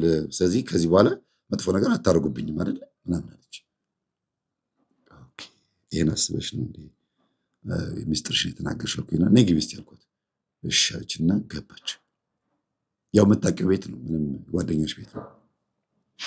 እሱ ጋር ቁጭ ያልኳት እና በሰው ቤት ጋባዥ ሆኜ ሴትዮዋ ዝም ስላለች ማለት ነው ቁጭ አለች። ምን መስየሽ ነው አልኳት። ያው የግርማ ልጅ አይደለ አለች። አዎ ያው እነሱ ደብተራ ናቸው ስለሚባል ድንገት የሆነ ነገር እንዳይሆንብኝ ነው ፈርቼ ነው አለች። ምንም እናደርግ ይመስልሻል አልኳት። እሱማ እንደሚታየው ከሆነ ያው ቤተክርስቲያን ይፈውሳሉ ያጠምቃሉ ይባላል፣ ግን ደብተራ ናቸው የሚባለው ነገር ግን አይምሮዬ ላይ ሰርጿል አለች። ስለዚህ ምን ማድረግ አሁን ለምሳሌ ምን ማድረግሽ ይመስልሻል? ምን ይፈጠራል? እስቲ አሁን የዛሬ ስንት ዓመት የተፈጠረ ነገር ዛሬ ምን ላደርጋችሁ ነው የመጣሁት? እንደው በሆንስ ደብተራ ሆኜስ ቢሆን ምን ያደርጋል? እስቲ ደብተራ ቢሆን በዚህ ቦታ ላይ ባናትሽ እንዳይተክልሽ ነው ወይስ ቤቱን ጥለሽ እንድትወጪ ጨቅሽን ጥለሽ እንድታብጂ ያደርገኛል ብለሽ የምታስቢው ወይስ ምንድነው ሐሳብሽ አልኳት። እኔ አላቅም ብቻ እኔ ውስጥ ዝም ብሎ ፍርሃት ይለዋል አለች። ከዛ ዞር ብዬ ልጅቷን ጠቀስ አደረኳት። ገባት። ጆግ ጠቀስኳትና ጎንበስ ብዬ ጆጉን አሳየኋት። ኦኬ አለችና ልጅቷ ተነስታ ጎረቤት ሄዳ ጸበል ቀርታ መጣች። የእናታችን የቅድስት ኪዳነ ምሕረት እዛው አይደሉ ያሉት? ቀርታ መጣችና ከኋላዋ ቆሚ ያልኳት። ቴክስት አደረኩላት። ስልክ አንስቼ እያወራች ሴትዮዋ ቴክስት አደረኩላት። ከኋላዋ ቆሚና ልቀቂባት፣ ባናቷ ልቀቂባት አልኳት። በቃ ምን ልበል፣ ሁለት ጆግ ነው የሞላቸው። አንዴ ባናቷ ለቀቀችባት። ዋይ ያለች እየሮጠች የለበሰችውን ሹራብ አውልቃ ወደ ኪዳነ ምሕረት ቤተክርስቲያን። ዘበኞቹ እንዴት የያዟት! ቤተክርስቲያኑን 7 ጊዜ ነው የዞረችው። አበቃ ነው የሚለው። በቃ ሌላ ምንም ቃላት አይናገርም። ምንድን ነው አበቃ? ከዚህ በኋላ በቃ ተያዝኩ ማለቱ ነው ብዬ እኔ ደግሞ እንደምንም ብለን ተደብቀን ያዝናት። ተደብቀ ማለት ስትሽከረከር ልክ ልንይዛ ስንል እንዴት እንደምታመልጠን። ከዛ ሰው ሁሉ በቃ እሷን ለመያዝ አግዙና ያዟ ምንድን ነው ስላቸው ጊዜ እንደምንም ብለን ተደብቀን ሁሉም ሰው አፈፍ አድርጎ ያዛት። ግን አትሰማንም። አበቃ ነው የምትለው። ከዛ ልጆቿ እናታችንን አሳበዳችሁብን ተነግሯቸው መጡና ቤተክርስቲያን እናታችንን አሳበዳችሁብን ጸበል ካሳበዳት ትበድ፣ በጸበል የምታብድ ከሆነ ትበድ አልኩት። ከአንተ ናት አልወርድም፣ እሺ ታያለህ ምናምን። አንተ ያማል እንዴ? ስነ ስርዓት አድርግ። ጸበል የተረጨችው የኪዳነ ምሕረት ጸበል የተረጨችው ይኸው የሚለፈልፈው አጋንንት ነው። የዚህ ሰፈር ሁሉ በጥባጭ ይቺ ሴትዮዋ ልጅ እሷ ነች፣ እናት ነች አልኩት። እንዴት አለኝ። ተሰማዋለህ በኋላ። ከዛ ቄስ መጣ፣ አስለፈለፉት። ምንድን ነው አንተ ሲሉ ጊዜ አበቃል። ማነህ? እኔ ጠንቋይ ነኝ፣ እኔ ጠንቋይ ነኝ፣ የሰፈሩ ጠንቋይ፣ ሰፈሩን በሙሉ ያመስኩኝ፣ ድብልቅልቅ ያደረግኩኝ እኔ በጥባጭ ነኝ፣ እኔ ትዕቢተኛ ነኝ፣ እኔ ማንም አይችለኝም ማለት ማንም አይችለኝም፣ እኔ ጢባራም ነኝ፣ ጉረኛ ነኝ። ልክ እንደ ባህሪያቸው ማለት ነው። ማን ትባላለህ አሉት። ስሙን ተናገረ። ያ የሚበጠብጠን ነው እንዲህ አሉ ቄሱ። አዎ ይባባላሉ እርስ በርስ። መምህሩ ደህና ነህ አሉኝ። እግዚአብሔር ይመስገን አልኳቸው። ያንተ ጉድ ነው አሉኝ። አዎ ምክንያቱም ያቁኛል ማለት ነው። ያንተ ጉድ ነው አሉኝ። አዎ አልኳቸው። ጥሩ ነው። ሮጦ ሮጦ መጥቶ እዚህ በምን ሮጠ ሲሉን ጊዜ ጸበል ረጭተናት ነው። የኪዳነ ምሕረት ጸበል ባናቷ ላይ ለቃባት ነው። አንተን አሉኝ። አይደለም እሷ ልጅ ከኋላ ሆነ ባናቷ ልቀቅባት አልኳት። ዝም ብላ ስትቀባጠር ስትዋሽ ባናቷ ሲለቀቅባት አልታረቅም ብሎ የነበረው ንስሐ አልገባም ብሎ የነበረው መንፈስ ነው የተያዘው አልኳቸው አሉና ለማንኛውም እንደጀመርከው ጨርስ፣ አሁን ልቧ መልሶታል፣ ይዘህ ሄዳሉ። እሺ ብዬ ያሉት እኮ መሰላችሁ ገጠመኝም ይሰማሉ፣ እንደገናም ደግሞ መቅረብም አልፈለጉም። የሆነ ሁለት ልብ ሆነዋል። በል ይዘህ ሂድ እንደጀመርከው ጨርሰው ራስ አሉኝና እጇን ይዤ አንገቷን ደፍታ ልክ እንደ ጎረቤቷ ወደ ቤት መጡ። ይሄ ገጠመኝ የዛሬ 2 ወር ከ15 ቀን ለክብር የበቃው በቅዱስ ቁርባን ነው። ልጅቷ ጀምራ ራሷ ጨረሰችው። እኔ ምንም ያልኩት ነገር የለም። በጣም ደስ ብሏት ራሷን ማብራ ቆራቢ ሆና በአጠቃላይ 6 ሰዎች ቆርበው ወደ ቤት ወደ ሰፈር ገቡ። አንዲት ያው ሁልጊዜ የምነግራችሁ ከደቡብ አፍሪካ የመጣች ሁልጊዜ የምታገዘኝ አንዲት ልጅ አለች ብዬ ነግራችኋለሁ። እንዲህ አይነት ገጠመኝ ሲኖር ንገረኝ እና የሆነ ሰርፕራይዝ ማድረግ የምትፈልገው ነገር ካለ እኔ ያግዛለሁ ብላ ነበረ። ደወልኩላትና ታሪኩን ስነግራት በ15 ደቂቃ አሳጥሬ አሁን የነገርኳችሁን በሙሉ ማለት ነው አሳጥሬ ስነግራት ቆርበው የሚገቡት 6 ናቸው አለች። ያው 2 በግ ይዤ እመጣለሁ አለች። 2 በግ መጣ ተጠብሶ ምን ተብሎ በቃ አብራ ከኛ ጋራ ደስ ብሏት ዋለች። እኔ የገጠመኝ ተሳታፊ ስለሆንኩ በጣም ደስ ብሎኛል አለች። አለቀሰች። ለቅዱስ ቁርባን አልበቃችም ነበርና እናቶች ጸልዩልኝ ለቅዱስ ቁርባን እንድበቃ ባለቤቴም እሺ እንዲለኝ አድርጉልኝ ብላ ተለያየን እላችኋለሁ። እግዚአብሔር የተመሰገነ ይሁን። ሳልናገር ማለት ጨርሻለሁ። ገጠመኝን ግን እንደ ምክር ቤት ጣል ማረጋት የተለመደችዋን ልስጣችሁ እባካችሁን። እየመከርኩ ነው የመጣሁት። በእርግጥ ግን ጉርብትና ይመርመር፣ ዝምድና ይመርመር፣ ቤተሰባዊ ስጦታዎች በሙሉ ቼክ ይደረጉ፣ ይመርመሩ። ሚስት ለባል፣ ባል ለሚስት የምትሰጠው ስጦታ እግዚአብሔር የተካተተበት መሆን አለበት። ዓለማዊነት ያለበት ህይወት እየኖራችሁ የምትኖሩት ኑሮ መንፈሳዊ ህይወት ይካተትበት ሲባል ድህነት ከመጣበት ወይም ደግሞ ኪሳራ ወይም ጭቅጭቅ እየመጣበት ከመጣ ልክ መንፈሳዊ ስትሆኑ እግዚአብሔር በቤታችሁ ገብቷል ማለት ነው። ሰይጣን ብቻ አይደለም፣ እግዚአብሔርም ገብቶ እያስተካከሉ ሳይደፈር ሳይጠራ የሚባለው ለዚህ ነው ክርስቶስ እኔ የመጣሁት እናትና ልጅን አባትና ልጅን ልለይ ነው ሲል ላጣላ ነው ማለት አይደለም። እኔን የሚያምን ብቻ ይከተለኛል ማለት ነው። ስለዚህ አንዳንድ ጊዜ ሳይደፈር ሳይጠራም ጭቅጭቅ ሳይኖር ሰላም አይኖርም። ለሰላም ነው የምንጨቃጨቀው። ስለዚህ የሆነ ነገር ቼክ መደረግ አለበት። ጉርብትናችሁ በጣም መመርመር አለበት። በጣም ቆም ብላችሁ ማሰብ አለባችሁ።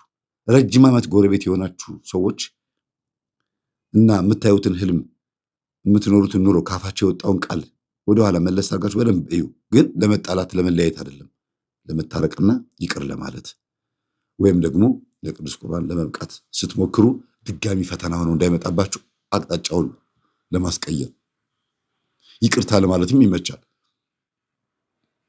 ብዙ ዓመት አብረን ኖረናል፣ ከአንቺ ጋርም ከአንተ ጋርም ብዙ ኖረናል። አሁን ሊቆርብ ስለሆነ ይቅር እንባባል ለማለትም ይመቻል። ወዶ አይደለም ለማለት ይመቻል። ስለዚህ ብትችሉ ጉርብትናችሁን መርምሩ ነው የዛሬው መልእክቴ። ስለነበረ ሰዓቱ ለአምላካችን ስም የተመሰገነ ይሁን። በዚህ በጣም በሚያስጠላው ድምፄ ገጠመኝ ጨርሼላችኋለሁ። ይቅርታ። ሰላሙን በሚያምረው የወይን ስፍራ የተከልከኝ ፍሬ እንዳፈራ የምትጠብቀኝ እኔ ወራሽ ነኝ። ጌታ ፍቀድና መላክ ይምከረኝ። እኔ በለስ ነኝ ይቺን ዓመት ደግሞ ልሰንብት ራራለኝ። በሚያምረው የወይን ስፍራ የተከልከኝ ፍሬ እንዳፈራ የምትጠብቀኝ እኔ ወራሽ ነኝ። ጌታ ፍቀድና መላክ ይምከረኝ። እኔ በለስ ነኝ ይቺን ዓመት ደግሞ ልሰንብት ራራለኝ።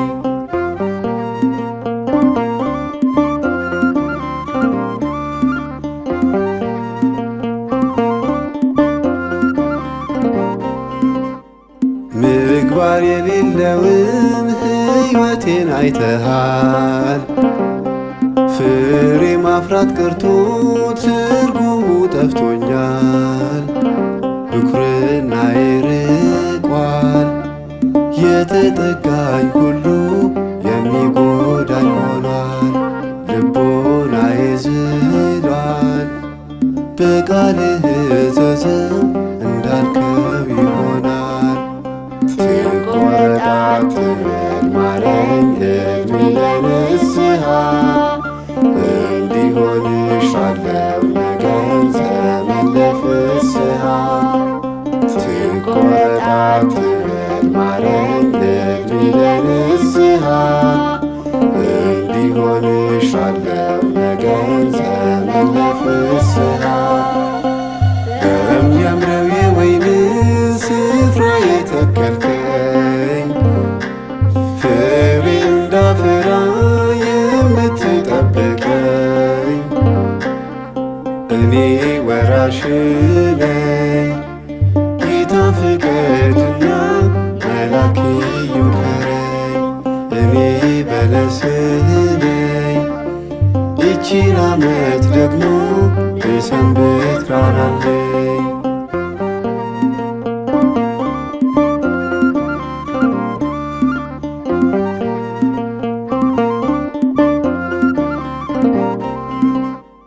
መንፈሴ ተሰርቆ ትቅበዝባዥ አረገኝ። ይህን ዓመት ልየው አዲስ መንፈስ ስጠኝ። መላክ ያግዘኝ የመዳንን መንገድ ወንጌሉን ያሳየኝ። ዕድሜ ከሰጠኸኝ እንበረከካለሁ ተመስገን እያልኩኝ። ትቆረጥ አትበል ማረኝ ዕድሜ ለንስሐ እንዲሆንሻለው ነገን ዘመን ለፍስሐ። ትቆረጥ አትበል ማረኝ ዕድሜ ለንስሐ እንዲሆንሻለው ነገን ዘመን ለፍስሐ። በሚያምረው የወይን ስፍራ የተከልከኝ ፍሬ እንዳፈራ የምትጠብቀኝ እኔ ወራሽ ነኝ። ጌታ ፍቀድና መላክ ይምከረኝ። እኔ በለስ ነኝ ይቺን ዓመት ደግሞ ልሰንብት ራራለኝ።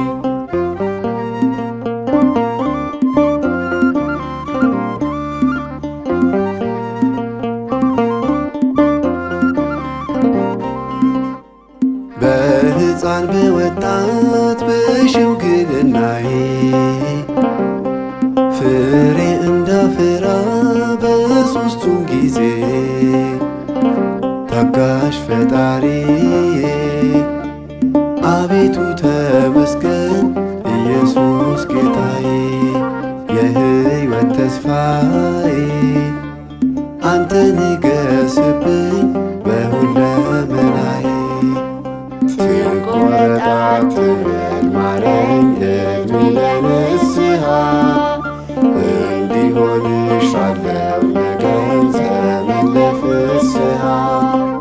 ትቆረጣ ትበል ማረኝ እድሜ ለንስሐ እንዲሆንሻለው ነገን ዘመን ለፍስሐ በሚያምረው የወይን ስፍራ የተከልከኝ ፍሬ እንዳፈራ የምትጠብቀኝ እኔ ወራሽ ነኝ ጌታ ፍቀድና መላክ ይምከረኝ እኔ በለስህ ነኝ ይቺን ዓመት ደግሞ የሰንበት ራራለኝ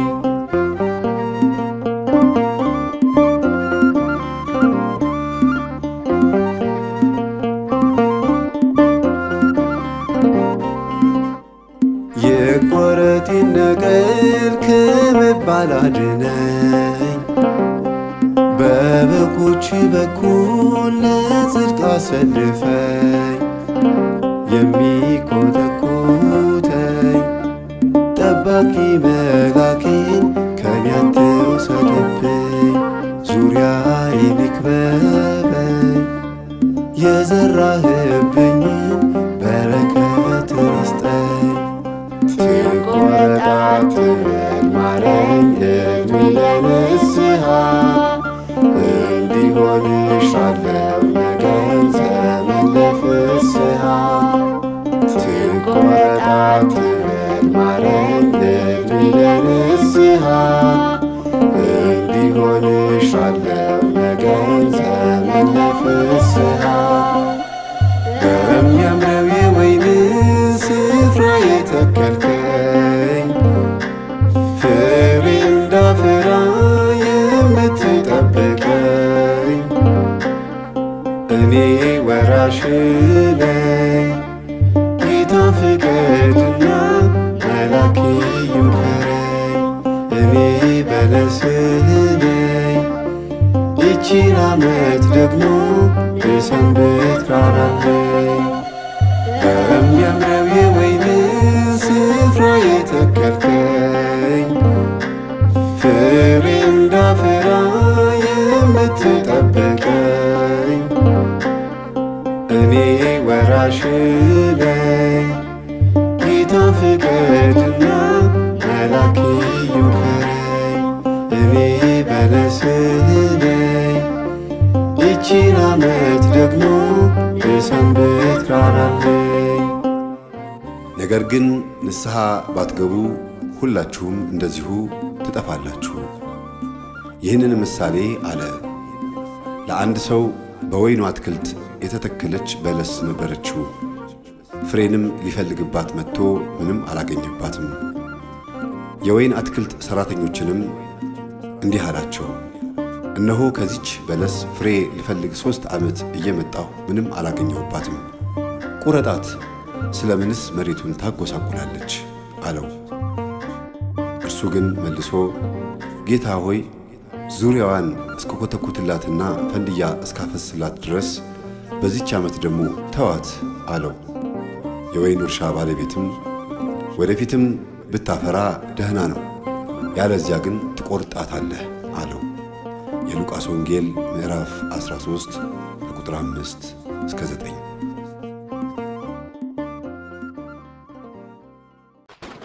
ማዕበሉን በፍጹም እንዳታዩት ምክንያቱም ከፊት ብርሃን ነው ተስፋ ነው እግዚአብሔር ተከፈት ካለ የማይከፈት ነገር የለም ኤፍታህ